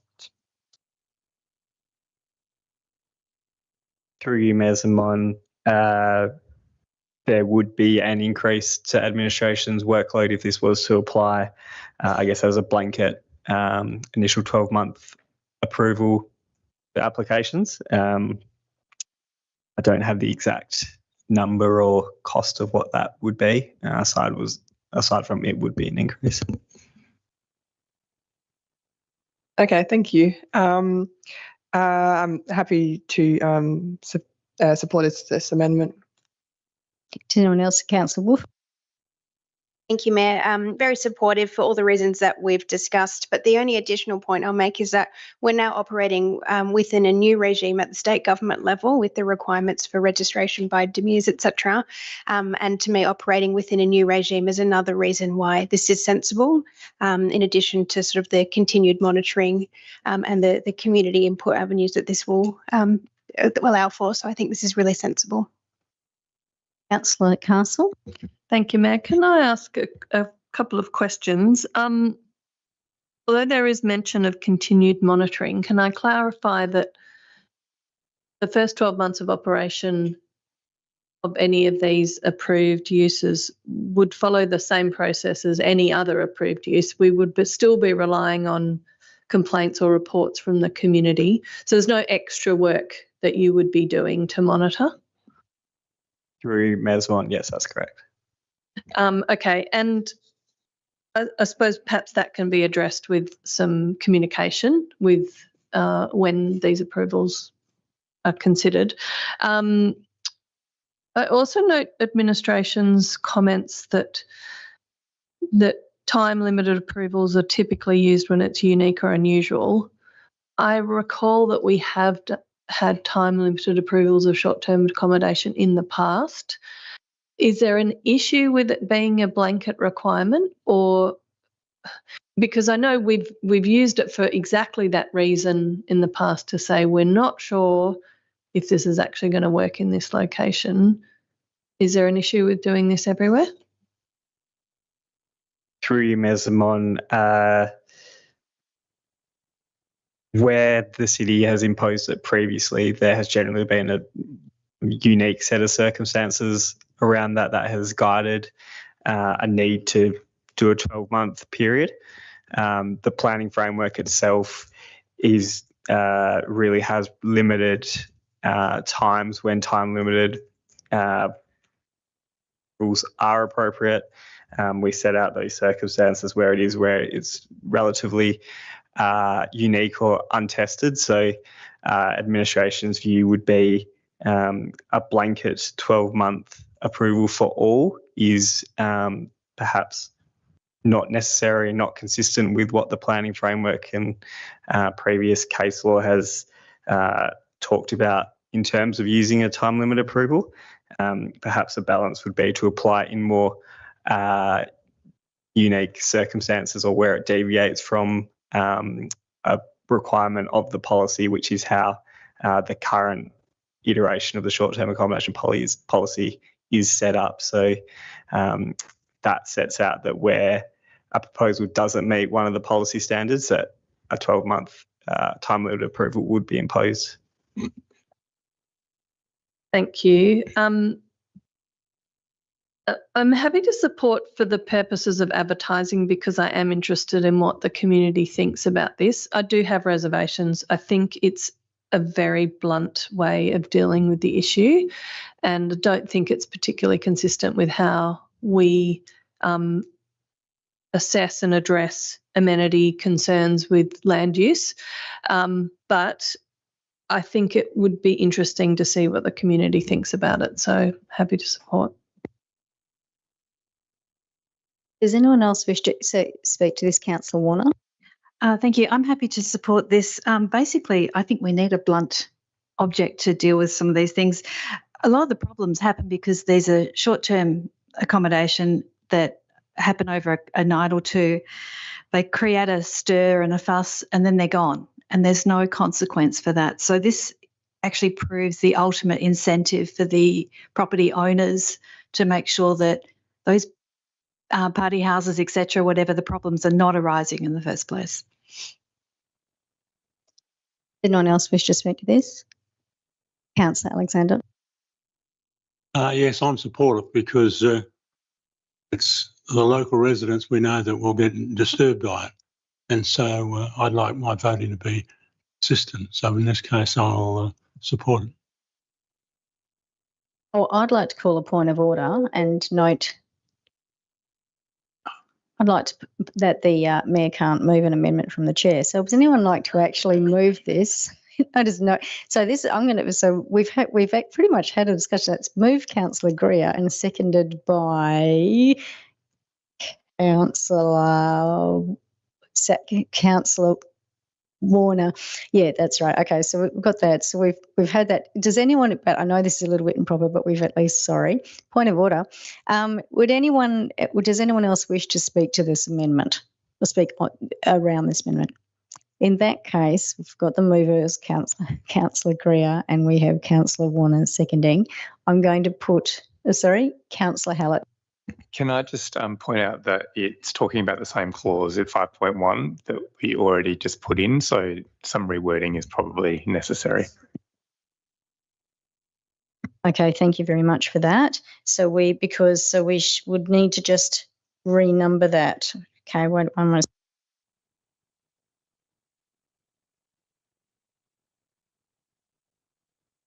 Maybe if we'd just gone the straight ban, it would have been easier. So how do you want to do the numbering?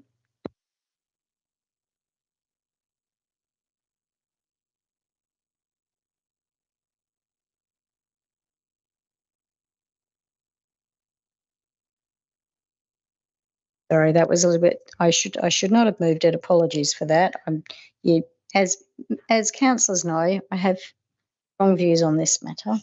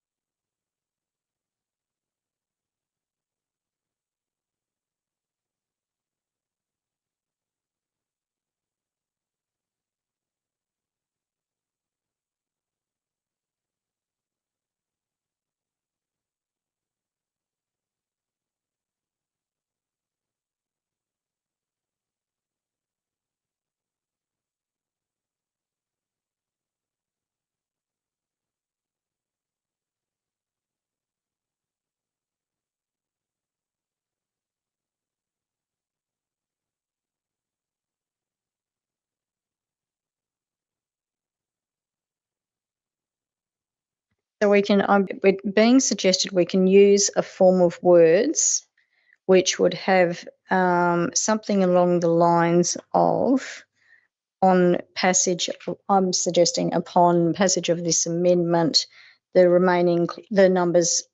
clauses shall be renumbered accordingly.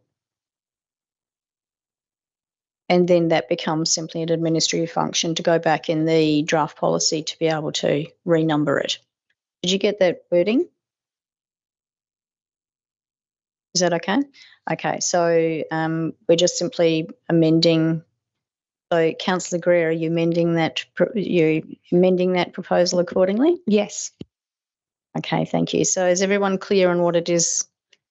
Is everyone clear on what it is that we are voting on? Okay, so I'm going to put the amendment. All those in favour? Okay, carried unanimously. So now we've got the amended motion in front of us, which has been subject to 2 amendments.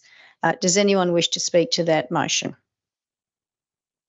Okay, and so I will go back to the original mover of the motion. Councillor Greer, do you wish to say anything further? Okay, I'll move it then. All those in favour? Okay, carried unanimously. Thank you very much. We'll see what people have to say about it. Okay, so the next one is 9.6, response to petition William Street Town Centre Public Artwork Commission. Do we have a mover for this proposal? Moved Councillor Warner. Do we have a seconder? Seconded Councillor Castle. Councillor Warner. Thank you. I support this recommendation by admin, but I do have an amendment that I would like to put, but I'm happy to hear from everybody else first. So Castle. Thank you, Mayor. Yes, also supportive, also interested in the amendment. Had some questions. I just want to clarify if I've understood it correctly in terms of a cost comparison. Going ahead with the artwork in the current location is not an option. Is that correct? Through the Mayor, it is an option at an increased cost that has not been budgeted for. Okay, I suppose I'm referring in the report to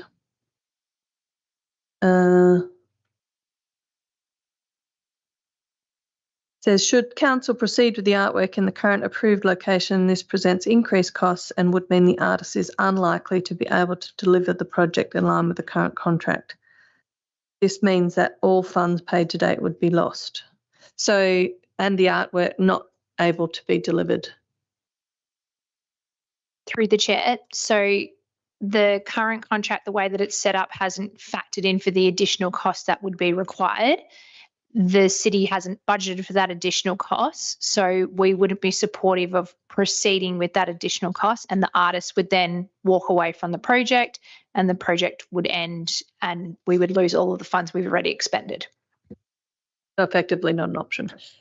And the cost of cancelling it all together is 107,000, and then there's a potential undetermined cost if we were to move it to a different location. Is that correct?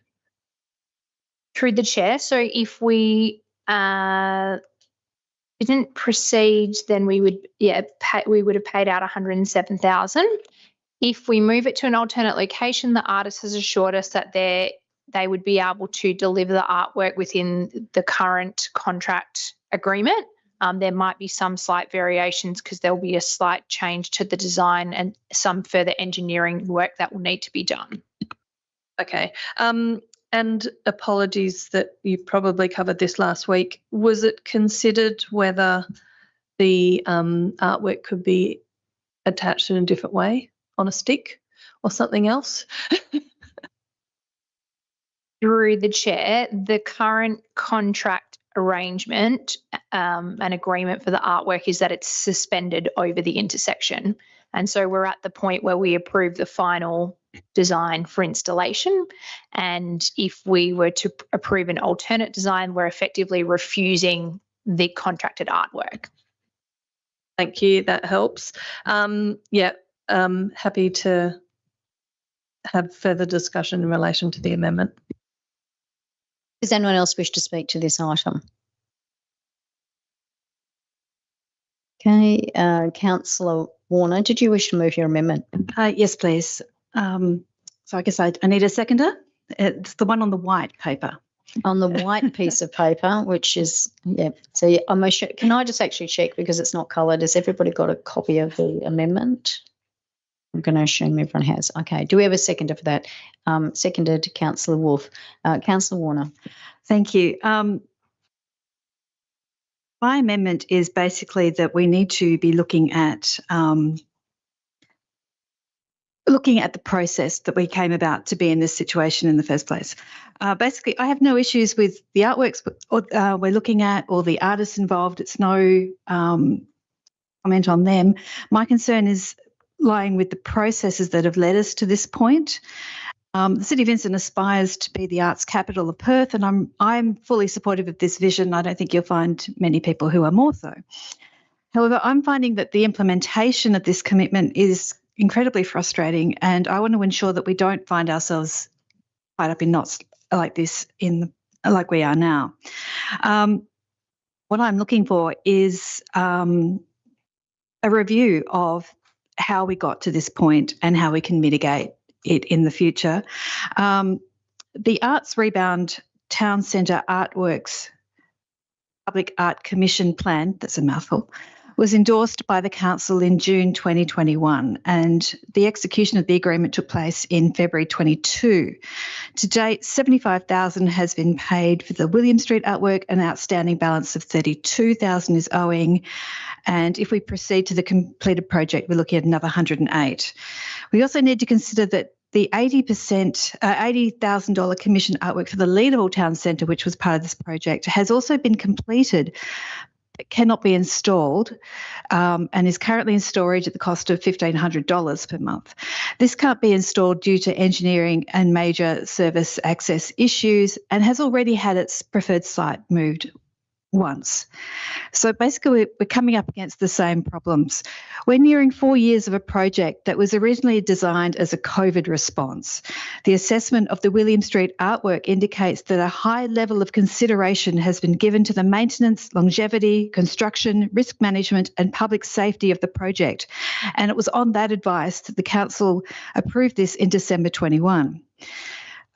I suggest that that information is inaccurate. I want to fulfil our commitment to being the arts capital of Perth and make sure that all the financial commitments, investments are fully considered and take into account all the relevant factors. I would like to know that all steps have been reviewed and that future risks can be mitigated and that we can proceed with artworks in this case with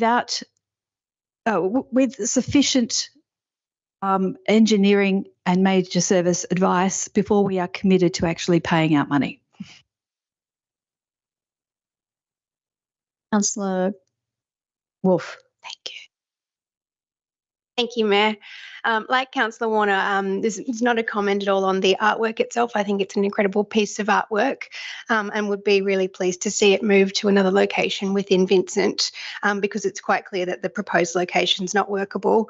In terms of the amendment, what really stood out to me was the information helpfully provided in the briefing note, which showed that the Arts Advisory Group to me was incredibly underutilised in this instance, with the group only really being involved in detail around the point of the EOI process and then much later being engaged and updated on the successful artwork concepts after the procurement phase.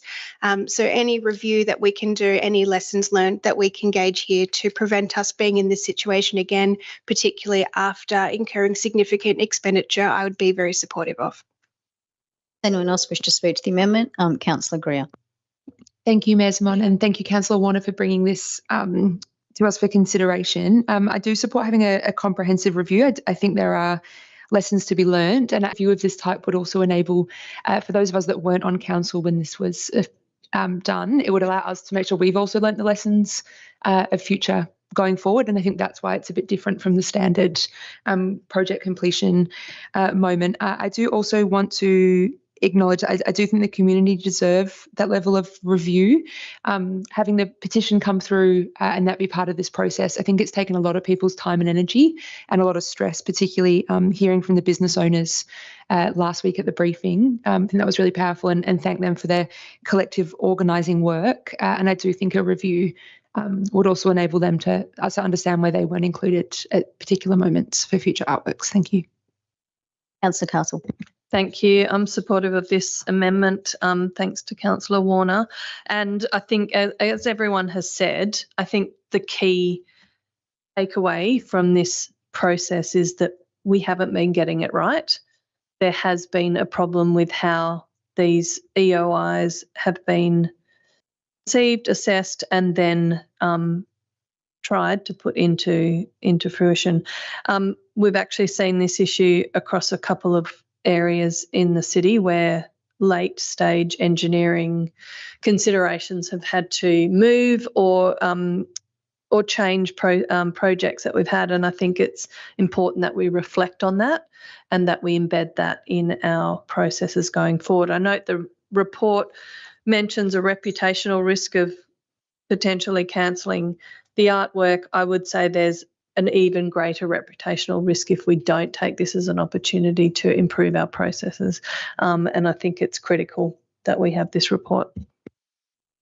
Does anyone else wish to speak on the amendment? Councillor Warner, do you wish to say anything in response? Thank you. I'd just like to acknowledge that admin's response to this amendment was that there is already a project closure lessons learned system in place. I'm glad to hear that. I think that's terrific, but I also think that it's proven to be simply inefficient for this current situation, and perhaps others as well, as Councillor Castle has alluded to.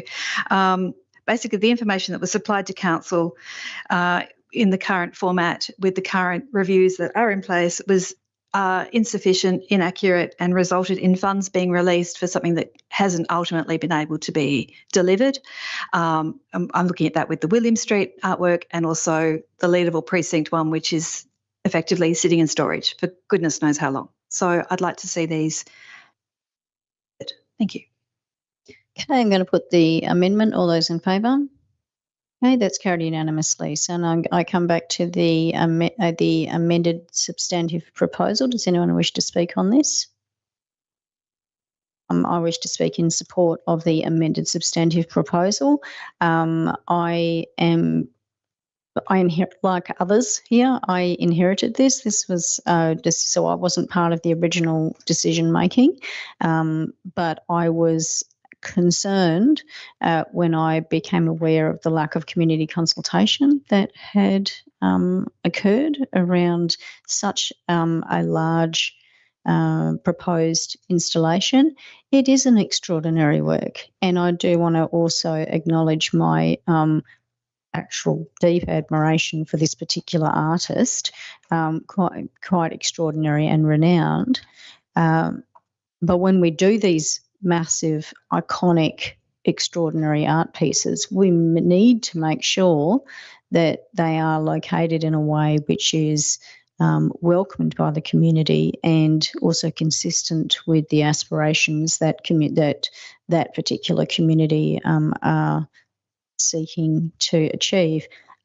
I also commend the small business owners who came out, who put together the petition, but also who came last week to speak at the briefing, who talked about the wonderful village feel that they are achieving and are hoping to expand on in that particular part of William Street. It is an excellent part of the world. And I do think that as councillors will know, as I've said behind the scenes, I can think of excellent places for this particular iconic piece of art that would really help to lift other parts of Vincent that would, I think, really heartily embrace it. So I support this proposal. I support the amendment. I want to make sure that if in future, if we're ever going to be putting this sort of money into these sorts of artworks, we want to know exactly what it is that we're paying for, and that it's comprehensive and that it's wanted in where it's being put as well. So I think I thank administration for for their support for being prepared to reassess this, and let's move forward from here and let's see if we can actually get something really good out of this. Does anyone else wish to speak to the amended proposal? Okay, Councillor Warner, do you have anything to say in response? I'm going to put the proposal. All those in favour? Carried unanimously. Okay, thank you very much. So then I'll move on to the next item, which is 10.2. Which is the administration building HVAC renewal. Okay. So do we have a mover for that? This is the asbestos one. Do we have a move for this? It's asbestos. Okay. Sorry, which one? This building. I'm trying to remember. Okay. Oh, it's that one. Okay. Oh, no, so I'd said 10 for that. Okay, can we just have a mover? Moved, Councillor Castle.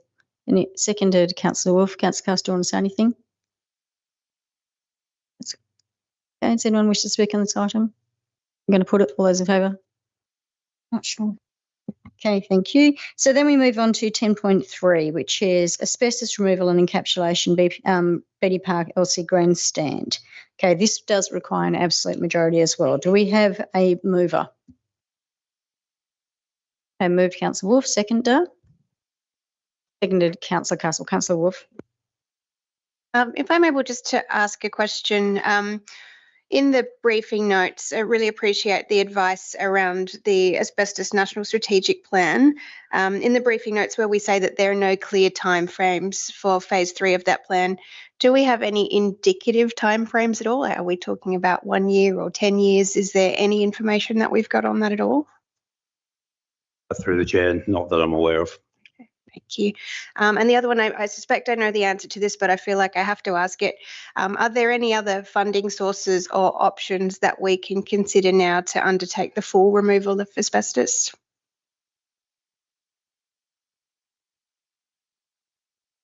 We could put some feelers out, but we do need to take action now on it at this time. So none are leaping to my mind apart from heritage, and heritage grants are fairly limited. So we can put some feelers out to the Heritage Council, see if there's an opportunity at this stage, but in all likelihood, not highly probable of getting a grant for it.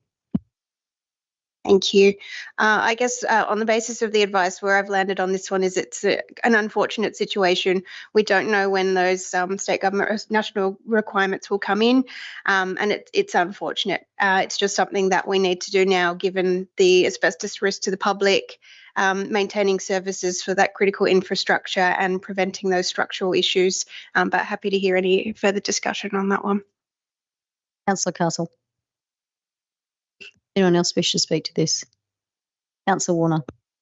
I spoke with Councillor Wolf about this, and we effectively sort of summed it up as a Band-Aid versus an amputation. I accept if we need to do a Band-Aid right now, we need to do it, but I don't want to do a Band-Aid if we need to amputate it within the next, because of in the very near future, because of the national requirements on that. But I do also see that with 2 elections pending, these sorts of things are not going to be resolved soon. So in this case, I'm going to take the Band-Aid option. Thank you. Okay, so I wish to speak on this. I'm obviously the one that raised the concerns about whether we were actually going to be spending a lot of money that we were looking at a remediation option when we're going to have to look at a removal anyway. I do note from the answers from administration, I appreciate that there's still a way to go with what is being proposed nationally in terms of looking at funding that could potentially be available to local councils who are compelled to have to remove asbestos, and that we have no clear idea about timeframes and what's going to happen. I recognise we have a danger right now. I'm very keen to be part of advocacy around this piece. I am eternally frustrated that we are compelled to keep this building because it's a heritage building, but are so limited in terms of what we are able to do and how we are funded to be able to protect that heritage, but also maximise its usage. And the fact that that cost has been shifted to ratepayers for a state facility is an ongoing problem, and we do need to try to grapple with this one once and for all. And I think it's particularly felt by those many residents who never use the Beatty Park facility at all, even though it is a well-used facility. So something I think that we've got to move forward on in terms of getting some advocacy. But asbestos is deadly, and we need to do something on it now. So that's what we're going to be doing, even though we're getting no assistance whatsoever. Does anyone else wish to speak on this? Okay, Councillor Wolf, do you have anything to say in reply? I'll put the proposal. All those in favour? Okay, carried unanimously. Thank you very much. So then we move on. That is absolute majority achieved. So then we move to 12.1, where we also require an absolute majority, and that's the appointment of the Electoral Commissioner to conduct the City of Vincent ordinary election on the 18th of October 2025. Do I have a mover for that? Moved Councillor Wolf. Do I have a seconder? Seconded Councillor Castle. Councillor Wolf, do you have anything you wish to say? Thank you. After the last election, the Electoral Commissioner came out and said that this was a learning experience and things would really run smoother next time. So I'd be really keen to understand precisely what measures have been put in place to ensure that that happens.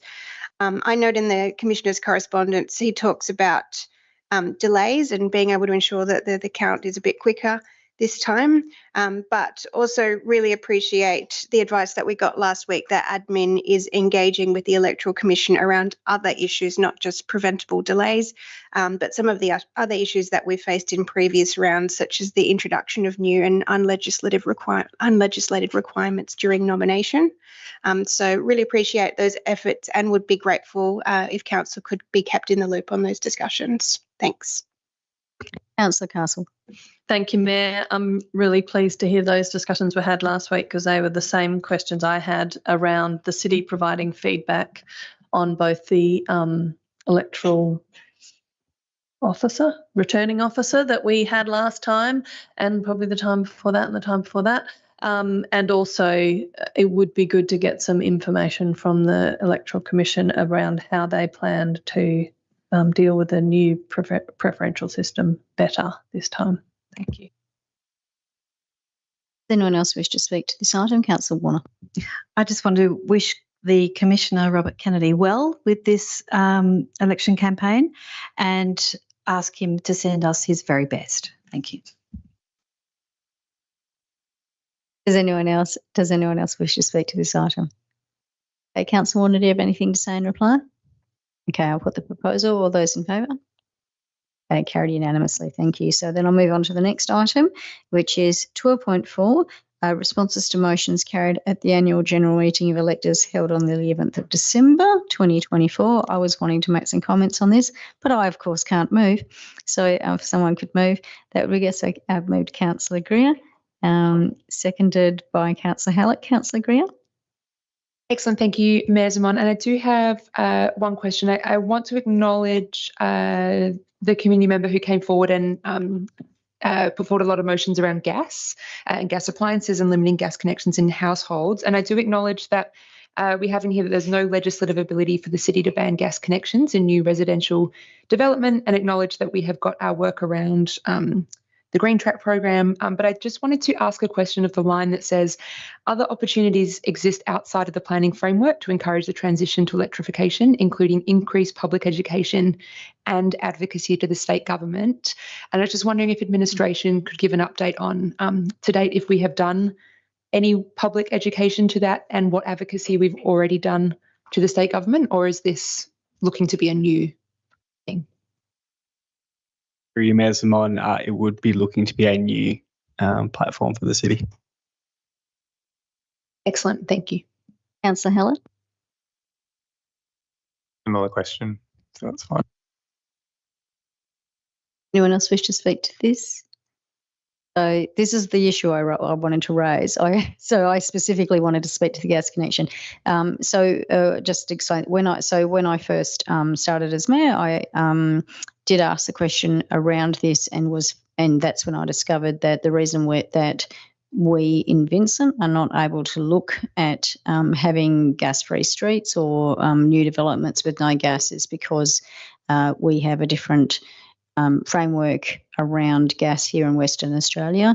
Not really surprising. Western Australia seems to have a particular passion for the gas industry. But I wanted to thank the resident who raised this because I think it's really important to make the broader public aware that there are people who really care about this and care about climate change and the negative role that gas is playing in climate change. And I wanted to state that I am looking to make this an advocacy piece, and I'm hoping to be able to bring something forward to the council for consideration sometime in the very near future, so that we can have more of a discussion around that. All right. The CEO just wants to make a quick comment. Yes. Just on the community education side, the city has previously run education workshops in association with Make the Switch, which talks to, I think the Conservation Council came up with a program, but we've run those programs in the library to underscore the benefit for residents to switch from gas to electric in their houses. Just the beginning. Okay, so does anyone else wish to speak to this item? Okay, so Councillor Quirge, did you want to say anything in response? No. Okay, so I'm going to put this item. All those in favour? Okay, carried unanimously. Thank you very much. So then we move on to my notice of motion. So as the presiding member, I'd like to take the opportunity now to move a notice of motion because I'm allowed to move this. And I would like to move item 13.1, notice of motion, animal local law cat containment. Is there a seconder? Okay, seconded Councillor Castle. Okay, so we heard tonight from, we had a deputation, we heard from people who turned up to this council meeting to make some comments about why it is important to look at how we can have legislation around how we treat domestic cats within suburban settings. And this is an issue that it's not a new issue. It's an issue which has been ongoing, certainly as a legislative matter since 2011 here in Western Australia. And I don't need to go over all the reasons why we may want to look at having a uniform animal legislation which looks at effectively treating all animals the same in terms of being able to contain them on to make sure that they are contained within individual residential properties and not just able to roam freely within the public realm and into other people's private properties. I would argue it's not just about cats, it's not just about dogs. It could be if you have like a miniature pig or, you know, any sorts of animals that you like within a residential setting that we're allowed to have bunny rabbits. What we need to do is make sure that people who have pets are actually looking after them and are keeping them on their property. So we've already heard, we should well and truly know that animal containment is supported by a diverse range of animal welfare organisations. And in this particular, if we're talking about cats, the Cat Haven has been a particular advocate for this because of the safety for cats, but also because of the ongoing effects on our wildlife and on other animals, but also on people. And I note that since I've become mayor, I've had complaints from people who have actually been scratched by cats, just who are being able to roam in general areas. And I know one woman in particular ended up getting quite a nasty infection, and it was quite awful for her, and she was distressed. But there was really not much that can be done. The frustration has been that to date, and I've spoken about this before, the Delegated Legislation Committee of the Legislative Council, this particular incarnation, has deemed that councils who attempt to bring about cat containment legislation that are acting ultra vires under the Cat Act 2011. I happen to be in a unique situation in that I'm one of the few people that was actually in the chamber and actually argued for the Cat Act 2011 amendments. And I went back to Hansard and looked at my original contribution because my recollection is correct. It was always envisaged when we passed these amendments in the legislation that local councils would have the power to be able to determine how they wanted to treat cats and whether they wanted to be able to have full containment within the bounds of their particular council. It is quite clear within the debates, and it was quite clear that that was always the intention of this piece of legislation. Now, what I have focused on with this particular motion is procedural in effect, that I'm actually saying we need to get additional external legal advice because I think delegated legislation has got it wrong. We're about to have a new election, we'll have a new committee, and I actually hope that we don't need to, I don't think we necessarily have to have a review of the CAT Act, but that is what WALGA's calling for at the moment. And what I want to do is to try to encourage the Minister for Local Government, whoever that is going to be after the next election, to get some independent advice also from the State Solicitor's Office, because I think this committee has got it wrong. Because what we need to do is to find out once and for all exactly what the intentions were within the original CAT law, whether it does need to be reviewed, and I don't think it does, and then enable councils across Western Australia to be able to have the power, as always envisaged, to make their own laws. I also think we need to go out for further community consultation at this point, and I want to be explicit about testing to see how the city of how Vincent residents feel about the idea of us having one uniform animal local law that includes the provision for cat containment, because I want to see how people are feeling about that. So that's what this motion is trying to do. It's procedural in effect. So seconded the motion was Councillor Castle. Thank you, Mayor, and I appreciate you bringing this notice and also your particular history and knowledge of the relevant legislation. That's very valuable. I'm strongly supportive of this. It's been a really clear desire from our community and from the widespread community for quite some time. I think there's lots, as we've heard, lots of councils, lots of residents looking to have this sort of containment laws implemented. It was also very interesting tonight to hear about the scientific research and the evidence that shows that it is better for cats and better for the wildlife. I can certainly attest that my 2-year-old kitten adopted from Cat Haven, who is a fully indoor kitten, she's probably a cat now, not a kitten, she's a grown-up now, is both sweet and very happy being indoors. And I think that what we see in the community is a lot of people very frustrated with the impact of roaming cats, particularly at night, and possibly some denial about what the impact of each person's individual cat is having on the wildlife. I'm particularly interested in the first point about seeking further legal advice, because it's always been my understanding that our efforts have been in vain given the CAT Act. So I'd be very keen to hear if that's not the case, and it might open some doors to some more movement in this area. I had a question just around timing given the election.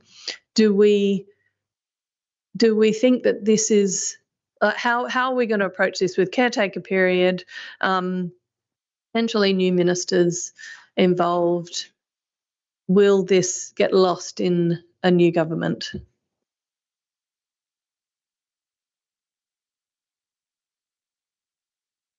Whoever would like to answer it. Just confirming I'm allowed to answer. I'm anticipating this is going to be a question for the next, once after the election. Because as I've said already, I'm of the view that this has been a position which has been taken by a particular parliamentary committee on advice that has not necessarily been advice of the state solicitors. And you get 2 lawyers in a room, you'll get 2 different legal opinions. And I go back, so that's why I go back to the substantive nature of the Act and the intent of the Act. I think this is going to be for the new government, and I think it's going to be an advocacy piece straight out. But I tell you, any Minister for Local Government would be very smart to say, yes, we'll give the power to councils to do this, because this can be a very emotive issue. And if they want to avoid political heat, well, go with the original intention of the Act. Thank you for that. I look forward to watching your advocacy take place. Certainly, as long as I can remember being involved in this, the CAT Act has been very low on the priority list for the state government. And I imagine they have lots of legislation waiting to progress. But I think you're right that there's a lot of pressure from a lot of local governments, and it's a good time to push it. Councillor Wolf. Thank you, Mayor. I also just wanted to speak briefly in support of this one. Excuse me. I think this motion is a really proactive step for us to be able to legislate locally for responsible pet ownership in a way that represents the community sentiment within Vincent, but also more broadly. I'm a firm believer in cat containment and responsible cat ownership, and I think that that means not having cats roam, but not only for protection of our native wildlife, but as we heard tonight, also for the benefit of the cats who can live up to 10 years longer. I have 2 cats, Archer and April, and they enjoy fresh air outside from their enclosed catio, their little enclosure on my property. And I make that point not to tell you about my cats at the end of the night, but that there are ways for people to deal with their cats responsibly and contain them in a way that's not necessarily locking them indoors where that doesn't work for them. So absolutely supportive of this. I think it's the right move. Councillor Greer. Thank you, Ms. Mon, and thank you so much for bringing this forward. I mostly wanted to voice my support because, as we said, we've got to really be in a place where community perception shifting, and I think everyone adding their voice to that is a good thing. I very much appreciate Councillor Wolf's comment of a catio. I have door knocked a lot of people, and the amount I have learned about catios is amazing. And in that, I think, though, I have heard clearly that they can be expensive. So if we do things, if it does progress to a community consultation, just noting that I would, if there's possibility in that consultation to include, like, what would you need to make this possible, or what's the consequence of this, and perhaps the council can look at things like helping to financially support people to build a catio, which my understanding is Stirling might do that already. Thank you. Does anyone else wish to speak to this item?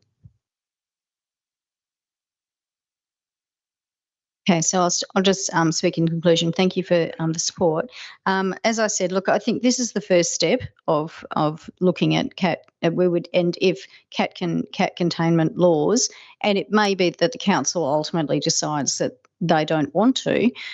The issue here is that I believe that it is within the power of local government to be able to do that. There is a current dispute with one particular parliamentary committee which has now been dissolved, and I think with a new government, even with the existing local government minister, because I don't think it's a problem, I think that we are able to argue vehemently that there's no need for a review of the CAT Act because it currently is within power to be able to, for local councils to make this decision. But let's get the legal advice to back that up.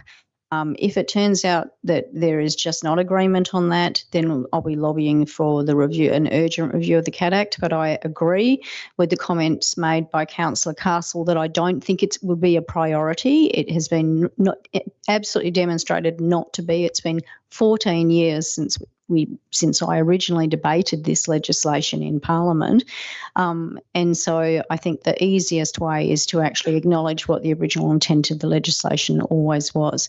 And from there, what we would be doing is we would be going out to community consultation to see if there still is an appetite for this sort of thing. And then, of course, we would look at all sorts of things. I've already floated with the team that in the gardening awards, for example, we should have a new category for catios because there's some really great catios out there. So I'm hoping we'll see. It's not up to me to make that decision, but I have floated that with the team, and we'll see if that's something that gets picked up.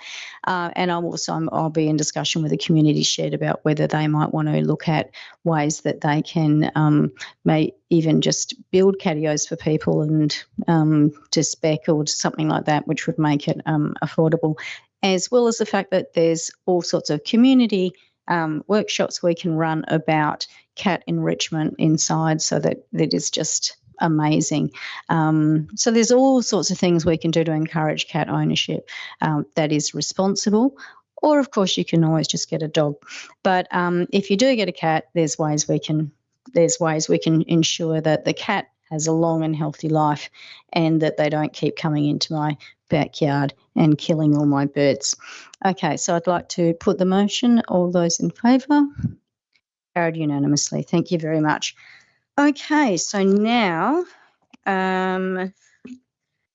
we are going to be dealing with the final matter, which is a confidential matter. So I need to explain now to the live stream that we're going to go to behind closed doors to discuss this item, and that the live stream will be paused and the gallery is going to be vacated. Firstly, can I please call for a mover and a seconder as to whether we go behind closed doors? So that's moved Councillor Hallett, seconded Councillor Wolf. All those in favour? Okay, that's carried unanimously. So, Carrie, can you please turn off the live stream?